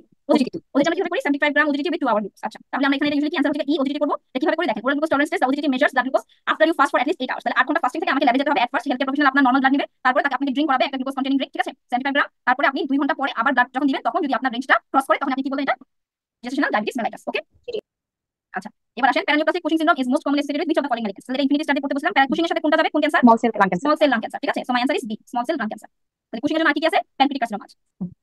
আচ্ছা, একটা কাপল আছে ইনফার্টিলিটি ক্লিনিকে এবং মেল পার্টনারের বয়স কত? 25 এবং তার সিস্টিক ফাইব্রোসিস আছে। তাহলে সিমিলার সেলস ফর্মে দেখছি সিস্টিক ফাইব্রোসিসের জন্য বলছিলাম মেলে কি কারণে সিস্টিক ফাইব্রোসিস হয় আর ফিমেলে কি কারণে হয়। আমি বলছিলাম সিস্টিক ফাইব্রোসিস থেকে এই দুটো প্রশ্ন একদম খুব ইনভার্টলি আসে। তাহলে এখানে বলছে মেলে ইনফার্টিলিটি হচ্ছে সিস্টিক ফাইব্রোসিসের কারণে। ইনফার্টিলিটির কজটা কি? কনজেন্টাল অ্যাবসেন্স অফ ভাস্কুলার তাহলে ফিমেলে ইনফার্টিলিটির কজ কি থাকে? কার্বাইকাল মিউকাস থিকনিং। কার্বাইকাল মিউকাস থিকনিং, ঠিক আছে? তো my answer is C, congenital absence of vascular. তাহলে এখান থেকে যে হলমার্ক অফ সিস্টিক ফাইব্রোসিসটা পড়বেন, এখানে কি হয়? মিউকাস প্রোডাকশন বেড়ে যায়, কি কি ডিজিজ করে এটা একটু পড়বেন, আর ইনফার্টিলিটি কেন করে এটা। আচ্ছা, 5 year survival rate of cervical carcinoma for stage 4, এটা একদম just question solve, question bank থেকে দেওয়া, মুখস্থ করবেন। এটা বোঝানোর কিছু না। এটা অ্যানসার কি দিবেন রিজওয়ান আপু? আপু 7 এটা পেট 7% দিছে, তাহলে অ্যানসার 7% দিছি। এটা এক্সপ্লেনেশন আপনারা যে বই থেকে সলভ করার সময় পাবেন সেখান থেকে পড়ে ফেলবেন। আচ্ছা, এবার এখানে আসেন দ্যাট একটা প্রাইমারি প্যারাস ওমেন আসছে 36 উইকস অফ জেস্টেশনে সিভিয়ার প্রিএক্লাম্পসিয়া। আচ্ছা, এখন তার হচ্ছে ব্লাড প্রেশার বেশি, প্রোটিনুরিয়া আছে, যাই হোক প্রিটিনিউরিয়া সব রেঞ্জ দিয়ে দিয়েছে। এখন আপনি সেই emergency caesarean section which of the following best describe the renal pathology. Preeclampsia এখানে কোনো কিছুই না। রেনাল প্যাথোলজি কি হইছে প্রিএক্লাম্পসিয়াতে সেটা আপনাকে জানতে হবে। তাহলে কি হইছে রেনাল প্যাথোলজি এখানে? আঙ্কুশ এন্ডোথেলিয়াসিস। এটা আঙ্কুশও আছে, ক্যাটরিনাও আছে। হ্যাঁ, আঙ্কুশ আছে, ক্যাটরিনা সিলিন হচ্ছে আমাদের এটা এফসিপিএস আমাদের জেনেসিসে কোশ্চেন করেছি আগে। তাই চলে গেছে। হ্যাঁ। আচ্ছা, ঠিক আছে। পরীক্ষা তো আসে নাই, না, পরীক্ষা আসে না, কিন্তু মানে ক্লাস টেস্টে ছিল। হ্যাঁ, কোশ্চেন ব্যাংকে ছিল, কোশ্চেন ব্যাংকে দিয়ে দিয়েছে, কিন্তু পরীক্ষা এখন আসে না। পরীক্ষা আসে, না, পরীক্ষা আসে না আপু। তাহলে রেনাল প্যাথোলজি প্রিএক্লাম্পসিয়াতে কি হয়? আমরা তো জানি প্রিএক্লাম্পসিয়াতে আমাদের ভেসোকনস্ট্রিকটিভ ইফেক্ট বেড়ে যায়, তাই না? সব ব্লাড ভেসেলে। তাহলে কিডনি ব্লাড ভেসেলের ঝামেলা, তাহলে গ্লোমেরুলার ক্যাপিলারি এন্ডোথেলিয়াসিস হয়। একদম টানা মুখস্থ, এটা বুঝার কিছু নাই, টানা মুখস্থ। আচ্ছা, তাহলে এটা সুন্দর করে পড়বেন। এই যে প্যাথোলজিটা কেন হচ্ছে এটা সুন্দর করে এখান থেকে রিডিং দিবেন। ঠিক আছে না? এটা চলে গেলাম, ফরওয়ার্ড করলাম। জি আপু। আচ্ছা, একটা 45 ইয়ার্স অল ফিমেল আসছে আপনার কাছে, সিভিয়ার মেনোরেজিয়া দিয়ে। মেনোরেজিয়ার কারণ হিসেবে দেওয়া হয়েছে এন্ডোমেট্রিয়াল হাইপারপ্লাসিয়া। তাই এন্ডোমেট্রিয়াল বায়োপসি করছেন, এই কোশ্চেন whatever। এখন এন্ডোমেট্রিয়াল হাইপারপ্লাসিয়া মেইন কোশ্চেন আছে হাইপারপ্লাসিয়া। হাইপারপ্লাসিয়াতে কি হয়? নাম্বার বাড়ে নাকি সেল সাইজ বাড়ে? নাম্বার বাড়ে। নাম্বার বাড়ে। অ্যানসার কি? সহজ প্রশ্ন, ছোট বাচ্চার প্রশ্ন। Increase in the number of cell. এই তাহলে হাইপারপ্লাসিয়া নিয়ে এখানে অনেক কথাবার্তা আছে, এটা রিডিং দিবেন আপনারা। আচ্ছা, এবার আসেন একটা 35 ইয়ার্স অল উমেন আসছে ইমার্জেন্সি ডিপার্টমেন্টে। এটা একটা ইম্পর্টেন্ট ইন্টারেস্টিং প্রশ্ন। দেখেন তার কি হয়েছে? সে কিন্তু একটা ওয়ার্ক রিলেটেড ক্রাশ ইনজুরি। মানে কি পয়েন্ট কি বাজওয়ার্ড কি? Crush injury, crush injury. Physical examination আপনি করছেন, পরে আপনি পাইছেন তার জ্বর আসছে এবং ডিহাইড্রেটেড whatever, এটা তাদের করছেন ডাক্তারিন আসছে। কিন্তু এখন মেইন জিনিস যেটা আপনি দেখবেন সেরামে তার দেখতেছেন ক্রিয়েটিনিনটা বেশি, পটাশিয়ামটা বেশি। ক্রিয়েটিনিন কাইনেজ নামে একটা এনজাইম আছে, যে এনজাইমটা মাসল ভাঙলে মাসল ব্রেকডাউন রিলিজ হয়, সেটা বেশি। এখন এই তিনটা জিনিস দেখে আপনি কি বুঝতে পারছেন তার কি হয়েছে? স্কেলেটাল মাসল ভাঙলে, হ্যাঁ, রhabdomyolysis, ঠিক আছে? এবং বলেছে কিন্তু সে ওয়ার্ক রিলেটেড ক্রাশ ইনজুরি বুঝাই যাচ্ছে। ক্রাশ ইনজুরি থেকে বুঝছে তার স্কেলেটাল মাসল ইনজুরি, এবং স্কেলেটাল মাসল ইনজুরি হলে আমার শরীর থেকে একটা ক্রিয়েটিনিন কাইনেজ নামে একটা এনজাইম বেড়ে যায়, ওখান থেকে লিবারেট হয়, ঠিক আছে? তাহলে এটা কি? রhabdomyolysis। এটা হচ্ছে ক্যাটরিনের প্রশ্ন, সুন্দর করে মেমোরাইজ করবেন। সুন্দর করে এখানে দেওয়া আছে, হ্যাঁ, একদম এক্সপ্লেনেশন দেওয়া আছে কেন এটা rhabdomyolysis, এটা মেমোরাইজ করবেন। আচ্ছা, which of the following is characteristics of cellular changes seen in dysplasia? এটা রিজওয়ানা বলে। আর কি বলবেন? রিজওয়ানা ওটা ইরিভার্সিবিলিটি হবে। শুনতে পাচ্ছি না আপু ইরিভার্সিবিলিটি হবে, ডি নাম্বারটা দিয়েছি এখন। আচ্ছা, হাইপারক্রোমাসিয়া হবে। হ্যাঁ। আচ্ছা, ডিসপ্লাসিয়া কিন্তু রিভার্সিবল। আমি কিন্তু সেলুলার অ্যাডাপটেশন যখন পড়েছি তখন 5টা রিভার্সিবল চেঞ্জের নাম বলেছিলাম। একই স্লাইডে আমার 5টা ছবি ছিল, আপনাদের মনে পড়ে কিনা? ঠিক আছে, 5টা স্লাইড ছিল, আমি স্লাইডটা দেখাবো এখন নাকি মনে পড়েছে? মনে পড়ছে যে atrophy, hypertrophy, hyperplasia, metaplasia, dysplasia. Dysplasia, তাই না? তাহলে সেলুলার অ্যাডাপটেশনের মধ্যে যদি আমি ডিসপ্লাসিয়াটাকে রাখি, দুই তিনটা ছবিও দেখিয়েছি, তাহলে অ্যাডাপটেশন মানে কি? এটা কি অ্যাডাপটেশন? ইনভার্সিবল তফাৎ কি? দুটো তো আমি একই স্লাইডের মধ্যে বলেছিলাম দ্যাট সেল যদি অ্যাডাপ্ট করতে পারে সেটা অ্যাডাপটেশন, যখন অ্যাডাপ্ট এর ক্ষমতা সে পার করে যাবে তখন ইনজুরি হবে, তাই না? তাহলে অ্যাডাপটেশনের মধ্যে যদি আমি ডিসপ্লাসিয়া দিই তাহলে কি এটা রিভার্সিবিলিটি কি আছে নাকি নাই? অবশ্যই রিভার্সিবল, কারণ সে অ্যাডাপ্ট করতে পারছে, তাহলে রিভার্সিবল চেঞ্জ না? আপু আমি নাম্বার অ্যানসার দিয়েছি 14 আর 15 এর মধ্যে, আমি লিখে রাখছিলাম, তো আপনি যখন হ্যাঁ, জিজ্ঞেস আচ্ছা, অসুবিধা নাই, কিন্তু আপনি বুঝার মধ্যে বলেন এটা কি হবে? হাইপারপ্লাসিয়া হবে না? করছেন রিভার্সিবল রিভার্সিবল না, এটা reversible. Dysplasia is a reversible process. এটা আবার আগের মতো পুনরায় ঠিক হতে পারে, কারণ এটা একটা অ্যাডাপটিভ চেঞ্জ। ওকে, আচ্ছা, এটা কোনো সেল ইনজুরি না। ওকে, এটা অ্যাডাপটিভ চেঞ্জ, তাহলে এটা রিভার্সিবল। এবার আসেন এখান থেকে কোনটা ঠিক? আমি একটু আগে কিন্তু ডিসপ্লাসিয়া নিয়ে আমার আরেকটা প্রশ্ন ছিল, যেখানে আমি কি বলেছি ডিসপ্লাসিয়া মানে কি? আমার cell size, shape, nuclear size, shape alter হয়ে যাচ্ছে, আমার কি নিউক্লিয়ার এবং ক্রোমোজোমের যে রেশিওটা সেটা অল্টার হয়ে যাচ্ছে। নরমালি কি হয় 1:4 থাকে, এটা কি হয়ে যাচ্ছে 1:1 এজন্য কি হচ্ছে আমার হাইপারক্রোমাসিয়া হচ্ছে, এবং এখানে অ্যাবনরমাল মাইটোসিস হয়, এখানে অ্যাবনরমাল মাইটোটিক ফিগারস আমরা পাই, ঠিক আছে? এবং মাইটোসিস বেড়ে যায় দেখেই তো ডিসপ্লাসিয়া হচ্ছে, তাই না? কোন থাকে ঠিক? তাহলে তো নরমালি থাকতো। তাহলে decrease mitotic figures, decrease mitotic ক্ষেত্রে সব ভুল, ইউনিভার্সালিটি ভুল, uniformity of the shape abnormal change হয় সাইজ শেপে। তাহলে আমার হচ্ছে সি হাইপারক্রোমাসিয়া, কারণ কি ক্রোমোজোম বেড়ে যাচ্ছে, তাই না? তাহলে এই যে এটা হচ্ছে সুন্দর করে স্ক্রিনশট রাখেন। ডিসপ্লাসিয়া মানে কি? Abnormal development of immature cells in the tissue, ঠিক আছে? এখানে সেলুলার আর্কিটেকচার চেঞ্জ হয়। তাহলে আর্কিটেকচার কি কি চেঞ্জ হয় সুন্দর করে এখানে একটা স্লাইড দেখাচ্ছি আমি, এটা একটা স্ক্রিনশট রাখেন। আর একটু আগে কিন্তু আমি আরেকটা স্লাইড দেখাচ্ছি ডিসপ্লাসিয়া, দেখাচ্ছি না? কোথায় গেল? এটা আছে আপু সলভে। হ্যাঁ, আছে না? এই যে ডিসপ্লাসিয়া আরেকটা দেখাচ্ছি, এটা হাইপারক্রোমাসিয়া কই গেল ডিসপ্লাসিয়াটা? দাঁড়া দেখি, একদম আমার তো মনে পড়ছে দেখালাম আমি মাত্র। জি আপু। টিএফ আছে আপু, যেটা না আছে থাকলে না? হ্যাঁ, আছে, আপনার সামনে দিয়ে চলে গেছে, ঠিক আছে, ট্রাই পিছনে।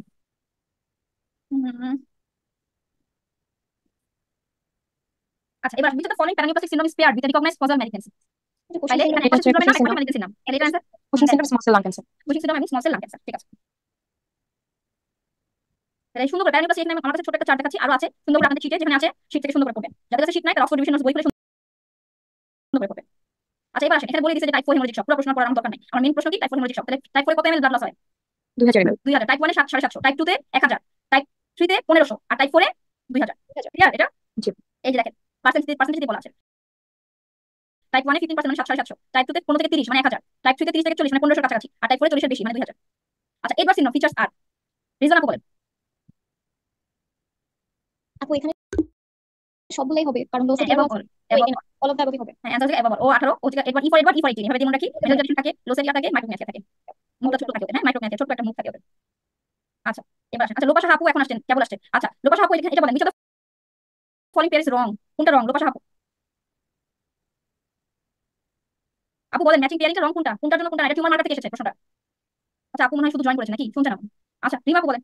আপু নাম্বার 6 ক্যাপসিটন থাইরয়েড, এটা হচ্ছে মেটাবলিক সেল কার্সিনোমা হবে, মানে metabolic carcinoma of thyroid. Metabolic carcinoma of the thyroid. হ্যাঁ, তাহলে এটা হচ্ছে সি নাম্বারটা ভুল, বাকি সবগুলো ঠিক আছে। 125 এর ইপিথেলিয়াল, বিশেষ সাথে কোরিওকার্সিনোমা, আলফা ফিব্রিলের সাথে ইয়োকস্যাক, কারণ আমরা জানি ইয়োকস্যাক আলফা ফিটোপ্রোটিন, যেটা আসে হচ্ছে ইয়োকস্যাক থেকে ইয়োকস্যাক থেকে আর হচ্ছে লিভার থেকে, তাই না? সবগুলো মিল আছে। আর বিশেষ থেকে কোরিওকার্সিনোমা হয়, আমরা সবাই জানি মোলার প্রেগন্যান্সি আমরা বিশেষ ফলো করতে থাকি যাতে কোরিওকার্সিনোমা না যায়, তাই না? আর 125 এর ইপিথেলিয়াল ওভারিয়ান কার্সিনোমা, সি এ হচ্ছে কোলন প্যানক্রিয়াটিক, আমরা সবাই জানি। মোটামুটি তাহলে একটাই ভুল আছে, এখানে টিউমার মার্কারের পুরো ছকটা দিয়ে দেওয়া আছে, সুন্দর করে স্ক্রিনশট রাখেন, আমাদের বইতেও আছে, সুন্দর করে এটা পড়বেন। হ্যাঁ, তাহলে ক্যালসিয়াম হচ্ছে থাইরয়েড সি সেলস হয়, নট ফলিকুলার সেল। আচ্ছা, এবার next 45 years old smoker, pain in leg. তাহলে স্মোকার আমার কি ওয়ার্ড, ব্যথা পায়, ঠিক আছে? তাহলে কি এটা কি ডিজিজ? সবাই আমরা জানি Berger disease. Berger disease. Berger disease একটা নাম কি? থ্রম্বোএনজাইটিস থ্রম্বোএনজাইটিস অফ ঠিক আছে, তাহলে বি, আনসার হচ্ছে বি। এটা আমরা পড়ি না, এটা সলভ ইয়াতে কোশ্চেন ব্যাংক সলভ করার সময় পাবেন, ক্যাটরিনা অথবা আঙ্কুশে আছে, এখান থেকে সুন্দর করে পড়ে নেবেন, ঠিক আছে? এটা হচ্ছে থ্রম্বোএনজাইটিস অফ বার্জার ডিজিজ। এটা ইউজুয়ালি ইয়াং মেল যারা স্মোকার তাদেরকে এফেক্ট করে এবং এক্সট্রিমিটি ইনভলভ করে, এবং এদের কি হয়, ভেসেল লিউমেনটা কি বন্ধ হয়ে যায় বা ইনফ্লামেটরি থ্রোম্বাই তৈরি হয়, এবং আলটিমেটলি পেশেন্টের গ্যাংগ্রিন তৈরি হয়। ওকে, ট্রিটমেন্টটা কি? Stop smoking. আচ্ছা, নিউবর্ন আসছে আপনার কাছে 30 সপ্তাহ জেস্টেশন নিয়ে with difficulty respiratory, sorry newborn male delivery. আচ্ছা, এই সিজারিয়ান সেকশন করে 30 সপ্তাহের একটা নিউবর্ন আপনি পেলেন, ঠিক আছে? তার মানে একটা প্রিম্যাচিওর একটা বাচ্চা ডেলিভারি হলো, এখন তার রেসপিরেটরি ডিফিকাল্টি হচ্ছে, এক্সরে করা হয়েছে, তার গ্রাউন্ড গ্লাস অ্যাপিয়ারেন্স দেখা যাচ্ছে। এখন এই বাচ্চা দেখেন, আপনি চিন্তা করে দেখেন 30 সপ্তাহের বাচ্চার কি সমস্যা হতে পারে? 30 সপ্তাহের বাচ্চা কি এডিকুয়েট সালফেক্টেন্ট রিলিজ হয়েছিল? না, হয়েছিল না, তাই না? তার আগেই তার ডেলিভারি হয়ে গেছে। তাহলে এখন তার গ্রাউন্ড গ্লাস অ্যাপিয়ারেন্স যে এই ডিজিজটার নাম তাহলে কি হবে? Hyaline hyaline membrane disease. Okay, so answer হচ্ছে বি, হাইলি মেমব্রেন ডিজিজ। তাহলে associated with prematurity, hyaline membrane disease মানে প্রিম্যাচুরিটিতে হয়েছে। ঠিক আছে, রেসপিরেটরি ডিজিজ ছিল, এটা 60% Neumann less than 28 weeks will suffer from RDS, ঠিক আছে? এবং associated with electric caesarean section দিয়ে ইউজুয়ালি হয়ে থাকে, এবং মাল্টিপল প্রেগন্যান্সি টুইন প্রেগন্যান্সি দেখা তাড়াতাড়ি ডেলিভারি হয়ে যায়, তাদের ক্ষেত্রে দেখা যায়। এবং ডেফিসিয়েন্সি কি? সার্ফেক্টেন্টের তার ডেফিসিয়েন্সির কারণে হাইলি মেমব্রেন ডিজিজ হয়ে থাকে। ওকে, আচ্ছা বাকিটা হচ্ছে আপনারা সুন্দর করে রিডিং দিয়ে নেবেন। আচ্ছা আচ্ছা, আরএমআই ইনডেক্স নিয়ে একটা প্রশ্ন না, প্রশ্ন আমাদের শেষ লাস্টে, তাই না? 20 নাম্বারটাই তো লাস্টে। আচ্ছা হ্যাঁ, এখানে আরএমআই নিয়ে একটা প্রশ্ন দেখেছি, which of the following is used to calculate আরএমআই, বলেন এটা। রিজওয়ানা আপু বলেন। আপু এটা হচ্ছে ovarian volume on ultrasound plus হচ্ছে আপু ওনার হচ্ছে সিএ 125 আর হচ্ছে আপু সিস্ট ভলিউম অন আল্ট্রাসাউন্ড, এই তিনটা আরএমআই কিন্তু আমি বলি না, এমআই আমি বলেছিলাম আপনার আল্ট্রাসাউন্ড ফিচার্স, ভলিউম বা সিস্ট ভলিউম বলি নাই। আল্ট্রাসাউন্ডের পাঁচটা ফিচার্সের নাম আমি বলেছিলাম, যেটা থাকলে 1, একটা থাকলে 1, একটা বেশি থাকলে 3, এটা করে বলেছিলাম। মেনোপজ স্ট্যাটাস আর সিএ 125, ঠিক আছে? এখানে অ্যানসার হচ্ছে শুধু কি সিএ 125, ঠিক আছে? তাহলে আমার আরএমআই ইনডেক্স কিভাবে ক্যালকুলেট করি? এই যে আমি আল্ট্রাসাউন্ড ফিচার্স দেখি, আল্ট্রাসাউন্ড ফিচার্সের মধ্যে আমরা এগুলো দেওয়া থাকতে পারে, মাল্টিলিকুলার সলিড এরিয়া, সাইকিস, টার্মিনাল মেটস, বাইলেটারাল দেওয়া থাকতে পারে। তাহলে কোনো অ্যাবনর্মালিটি যদি না দেয় আমার আল্ট্রাসাউন্ড ফিচার্সে, তাহলে আমি দিব নো 0, কোনো কিছু দিব না। আর যদি আমার থাকে একটা থেকে তাহলে 1 দিব, একটা বেশি যদি থাকে তাহলে কি দিব? আমার স্কোর কত হবে? 3, ঠিক আছে? মেনোপজ যদি প্রি মেনোপজ হয় আমি সেটা মার্কস দিব 1, পোস্ট হলে 3, আর সিএ 125 ভ্যালু আপনার পরীক্ষার হলে যা দেওয়া আছে তাই, সেটা দিয়ে আমি কি করব? আমি সিএ 125 টা ক্যালকুলেট করব। কিভাবে ক্যালকুলেট করি? এই যে আমার সিএ 125 ইনটু পেশেন্টের মেনোপজাল স্ট্যাটাস ইনটু তার আল্ট্রাসোনোগ্রাম ফাইন্ডিংস, ঠিক আছে? এটা যত দিল ধরেন 50 দিল, সে ধরলাম আমি তার মেনোপজ ধরলাম, সে হচ্ছে প্রি মেনোপজাল ওমেন 1, ধরলাম তার আল্ট্রাসাউন্ড ফিচার্স একটা দেওয়া, শুধু দেওয়া সলিড এরিয়াস, ঠিক আছে? আমি কিন্তু ওভারি ভলিউম সিস্ট কিছু মাপবো, আমি তো দেখব আল্ট্রাসাউন্ড ফিচার্স আছে কয়টা আছে, আমার দেখার বিষয় কয়টা আছে, কারণ আমি কিন্তু বুঝি না, আমি কিন্তু জানি না, ঠিক আছে? এগুলো আমি বুঝি না কোনটা খারাপ কোনটা ভালো ফিচার্স, আমি শুধু দেখব কয়টা আছে, একটা থাকলে 1, না থাকলে 0, আর দুইটা বেশি মানে তাহলে আমি এটা 2, তাহলে আমার অ্যানসার কত হবে? সব থেকে 100, ঠিক আছে? তাহলে আমার আরএমআই ইনডেক্স কত? এখানে 2 তো হবে না, আল্ট্রাসাউন্ড যেকোনো একের বেশি হলে 3 হবে। ও সরি 3, তাহলে 3 5 কত হয়? 15, 150 হুম 150 3 5 15 150 150 5, তাহলে আমার আরএমআই ইনডেক্স কত আছে? 150, ঠিক আছে? ওকে, তাহলে 2 বলে কোনো ভ্যালু নাই কিন্তু 0 1 3, এটা একটা সুন্দর পয়েন্ট বললেন। আর একটা কি? মেনোপজে 1 আর 3, আর সিএ 125 যা আছে তাই। ওইটা তো দাও থাকবে তাই না? সিএ 125 হ্যাঁ, সিএ 125 দেওয়া থাকবে আপনার প্রশ্নে দেওয়া থাকবে, সিএ 125 দেওয়া থাকবে, সবসময় প্রশ্নে সিএ 125 দেওয়া থাকবে। এই যে as a section of ovarian mass we use RMI index, which is the following, এটা আমি প্রশ্ন দিছি আপনাকে, ঠিক আছে? আপনাকে ওর থেকে দেওয়া থাকবে সিএ 125 ভ্যালু দেওয়া থাকবে, আপনারা সলভ করার সময় প্রশ্ন পাবেন। যে এর মধ্যে কোশ্চেন একটা মহিলা আসছে, সেটা সিএ 125 হচ্ছে 65, পেশেন্টের হচ্ছে আল্ট্রাসাউন্ড ফান্ডি পাওয়া গেছে যে তার মাল্টিপল সিস্ট আছে, সে একজন বয়স হচ্ছে 35, তাহলে তার হচ্ছে এখন আরএমআই কত? বয়স 35, তাহলে সে প্রি মেনোপজ ধরতে হবে 1, জি। আর আল্ট্রাসাউন্ড ফিচার্স একটা বলছে, তাহলে ওখানে 1, তাহলে অ্যানসার কত? 65, ঠিক আছে? এখান থেকে আরেকটা কোশ্চেন আছে যে এটা দ্বারা কি রকম সিভিয়ারিটি বোঝায়? এটা কম, 200 মিটার কম বলছিলাম না ক্লাসে এটা। জি, এই দুই ভ্যারাইটি কোশ্চেন আছে। এটাই হচ্ছে কি, আর হচ্ছে কি ভিক্টোরিয়া ক্লাসও এটা করিয়েছিলেন। তো আপু এখানে হচ্ছে যে মাল্টিলোকুলার যে সিস্ট আছে না আপু, ওইটা আমরা আল্ট্রাসাউন্ডে বুঝার পরে যদি আমি দেখি যে অনেকগুলো, তখন তো এজ এ হোল আমি ফিচারটা কি ধরবো, তাই না? আপু আপনার প্রশ্নটা আমি বুঝি নাই আপু, তাহলে আমি বলতেছি আরেকবার একটু বলেন কষ্ট করে। আপু এটা পরের স্লাইডটা একটু কষ্ট করে বের করবেন, তাহলে আমি হ্যাঁ, জিজ্ঞেস করবো। হ্যাঁ, এটা আপু এই যে এখানে যেটা আমি বলছিলাম তখন যে মাল্টিলোকুলার সিস্ট আছে না আল্ট্রাসাউন্ড ফিচার্সের 1 নম্বরে, তো এখানে আপু অনেকগুলো মনে করেন মাল্টিলোকুলার সিস্ট থাকলেও কিন্তু আমি যদি শুধুমাত্র এই একটা ক্লিনিক্যাল ফিচারই থাকে তাহলে তো আমি এই একটা কি ধরবো, তাই না? মানে একই ধরবে। হ্যাঁ, মাল্টিলোকুলার সিস্ট মানে কি জানেন? মাল্টিলোকুলার সিস্ট মানে একটা সিস্টের মধ্যে, আচ্ছা কই গেল না, আপু একটু ছবি দেখেছি। মাল্টিলোকুলার সিস্ট মানে ধরেন একটা ওভারিতে ধরেন একটা সিস্ট, হ্যাঁ, এই সিস্টের মধ্যে অনেকগুলো লোকুলাই আছে, এরকম এরকম, ঠিক আছে, এরকম। ইটস নট দ্যাট মাল্টিপল আপনার সিস্ট অনেকগুলো তা না, এটাই একটা ফিচার আল্ট্রাসাউন্ডের, যে সিস্টটা মাল্টিলোকুলার, ঠিক আছে, এরকম এরকম সিস্টের ভাগ ভাগ করা, ওকে, এটাই মাল্টিলোকুলার সিস্ট। এটা কিন্তু অনেকগুলো লোকিউ মানে অনেকগুলো সিস্ট আছে তা না, ঠিক আছে। এটাই ইউনিও মানে একটা ইউনি থাকে, ইউনিলোকুলার, আর একটা থাকে মাল্টিলোকুলার, ওকে, সিস্ট একটাই, ওকে, এটা একটাই ফিচার, এটা দুটো ফিচার না, এটা একটাই ফিচার। দুটো ফিচার দিলে আপনাদের multilocular cyst, solid areas, ascites, internal mets অথবা বাইলেটারাল আছে, ঠিক আছে, এরকম। তাহলে যে কোনো দুটো দিয়ে দিল, যে কোনো তিনটা দিয়ে দিল, তখন আপনি মার্কস কত দিবেন? 3 4টা দিয়ে দিল, তখন দিবেন 3, ঠিক আছে। আচ্ছা দেখেন, তাহলে এবার প্যাথোলজি থেকে আর কোনো প্যাথোলজি থেকে আঙ্কুশ সলভ করতে গেলে আপনার মনে হবে আল্লাহ কত টপিক করি নাই, প্লিজ আঙ্কুশের ওই কোশ্চেনগুলো নিয়ে ভয় পাবেন না। আঙ্কুশ বইটা সুন্দর করে সলভ করবেন এবং ওইখান থেকে একটা প্রশ্ন আপনি পাবেন। যেমন আজকে আমি একটা দুটো রাখার চেষ্টা করছি, ওইখান থেকে ওই প্রশ্নটা একটা দুটো পাবেন। মনে করেন না ওই টপিক থেকে আপনাকে ঘুরে আর অনেক প্রশ্ন দেবে, ওরকম দিবে না। আপনি যখন লাস্ট 10 বছরের রিকর্স সলভ করবেন, ঠিক আছে, তখন আপনি এটা টের পাবেন। রিকর্স কেউ সলভ করা শুরু করছেন এখনো? আমি করেছি। হ্যাঁ, তাহলে রিকর্স যখন সলভ করবেন তখন দেখবেন দ্যাট এই প্রশ্নগুলো আপনার ঘুরে ফিরে আসছে, ঠিক আছে। আগামীতে এরকমই ঘুরে ফিরে আসবে, শুধু কোশ্চেনের প্যাটার্ন চেঞ্জ কিছু করে ভয় পাচ্ছি যে কোনো দিবেন। অ্যান্সার অনেক কিন্তু ভুল থাকে, এই জন্য আর কি একটু হ্যাঁ, যে মানে অনেক সময় বলে যে রিকলের কোশ্চেনের উত্তর ভুল থাকে, এই জন্য আসলে আমাদের রিকলের অপেক্ষা আছে একটু। হ্যাঁ, হ্যাঁ, রিকল ব্যাচ শুরু হবে তো তখন রিকল আপনারা শুরু করেন। রিকল জি আসলে ভুল থাকে, অনেক ভুল থাকে, তখন কারেকশন করে দেওয়া হবে ইনশাআল্লাহ। আর আপনারা যখন এই যে সলভগুলো করবেন, সাথে সাথে বই যখন প্রশ্নগুলো সলভ করবেন সবগুলা কোশ্চেন ব্যাংক, তখন দেখবেন আপনারা নিজেরাই প্রবলেম খুঁজে বের করতে পারছেন। কারণ কোশ্চেন ব্যাংক এখানে দেখেন একটা অ্যান্সার, ওখানে দেখেন আরেকটা অ্যান্সার, তখন আপনি নিজে ঠিক করে ফেলতে পারবেন। হ্যাঁ, লাস্ট ওই ক্লাস অনেক মিলাবেন। পার্সেন্টেজ অনেক ভুল আছে, যেমন একটু আগে আপনি বিএসসি 1 দিয়ে বেস্টে বলেন 60-40, যেমন আমাদের বয়সে 70-45, আবার অনেক আবার আরেকটা 90 দেখলাম আছে। 85, মানে হ্যাঁ, মাথায় ঘুরে যায় আমার আপনি কি 90 অবস্থা। আছে, যে বিআরসি 1 দিয়ে ব্রেস্ট কার্সিনোমার চান্সেস 90, সেটাই হ্যাঁ, ট্রু। আর এরকম আরেকটা আর কি। দেওয়ার মতো নাই, যেটা দেওয়ার মতো আছে তখন সেখানে সেটাই ট্রু, বুঝছেন? জি কিছু করার নাই, আপনাকে রেঞ্জ ধরেই মনে রাখতে হবে, কখনো একটা স্পেসিফিক মনে রাখবেন না। আমি যেমন 60 বলছি, আলু পাশে বলছি 40, জি। এটা রেঞ্জ ধরে আপনি মনে রাখতে পারবেন না। আবার ওভারিয়ান বলছি 45, আর নিচে বলছি 15, 2 দিয়ে হুম। এভাবে মনে রাখতে পারবেন না। আপনাকে একটা ওয়াইড রেঞ্জ মনে রাখতে হবে, কাছাকাছি আপনি অ্যান্সার দিবেন। হ্যাঁ, আমি ওই যে শীটে একবার সবগুলো একটা সিরিয়াল অবধি কপি লিখেছি যে আপনারা যেটা এরকম করবেন, হয়। আমার ওই কাজটা আমি হারাই ফেলছি, বুঝছেন। আমি আসলে পার্ট 1 পরীক্ষাটা যখন দিয়েছি অনেক ট্রমার মধ্যে ছিলাম, আমি অনেক ট্রমার মধ্যে দিয়ে পার্ট 1 এমআরসি পার্ট 1 পরীক্ষাটা দিয়েছি। তো তখন দেখা যাচ্ছে আমি যতটুকু প্রিপারেশন নিয়েছিলাম আমি মোটামুটি সবকিছু মনে মনে করতাম, মানে নোট করবো সেভাবে নোট করা হয় না, কিন্তু একটা নোট আমি করেছিলাম যেখানে হচ্ছে গিয়ে আমি সবগুলা হচ্ছে পার্সেন্টেজ লিখে রাখছিলাম, বুঝছেন। এখন ওইটা যদি আমি নোটটা খুঁজে পাইতাম তাহলে আমার খুব উপকার হতো। আমি এখন নিজে ওই নোটটা খুঁজে পাচ্ছি না, কোথায় যে আপনি তো রাখছি আমি কখনো পান না, নোটটা, তাহলে সবগুলো অবশ্যই আমাকে পার্সেন্টেজ, করবেন। বুঝছেন। প্রত্যেকটা চ্যাপ্টার যখন আমি ক্লাস করেছি তখন মেজর তো বলেছে এই পার্সেন্টেজ মনে রাখতে হবে, ওই ইনসিডেন্টগুলো আমি সুন্দর করে একটা কাগজের মধ্যে নোট ডাউন করে ফেলছিলাম। আপনারা পারলে নিজেরা এটা নোট আচ্ছা করে ঠিক আছে। ফেলেন, তাহলে দেখবেন পরীক্ষার আগের দিন আপনার যে কত রিলিফ লাগবে। কারণ এমআরসি পার্ট 1 পরীক্ষার আগে কিন্তু আপনাকে কেউ বুঝানোর সময় দিবে না, তাহলে আপনি সুন্দর করে প্রিপারেশন করতে দিতে হবে। আপনাকে অনেক কিছু মধ্যে দিয়ে পরীক্ষা দিতে হবে, ঠিক আছে। অনেকে ট্রেনিং করেন, কোর্সে হয়ে গেছেন, বাচ্চা আছেন, এসএসসি পার্ট 1 এর আগে আমরা যেরকম একটা সময় পাই, এমআরসি পার্ট 1 এর আগে কিন্তু সময় আসলে আমরা সেভাবে করতে পারি না। দেখা যাচ্ছে আগে যে রেসিপিগুলো নলেজ সেগুলো দিয়ে আপনি মোটামুটি পরীক্ষা পাস করে যেতে পারেন, ঠিক আছে। দোয়া রাখবেন আপু। আচ্ছা, ফিয়ামানিল্লাহ। আর হচ্ছে আপনাদের তারপরে যদি কারো কোনো প্রবলেম হয়, কারণ যেহেতু আপনারা অনেকেই ফিডব্যাক ক্লাসেও জয়েন করেন নাই, অনেকেই এখনো লেকচার ক্লাসটাও করেন নাই,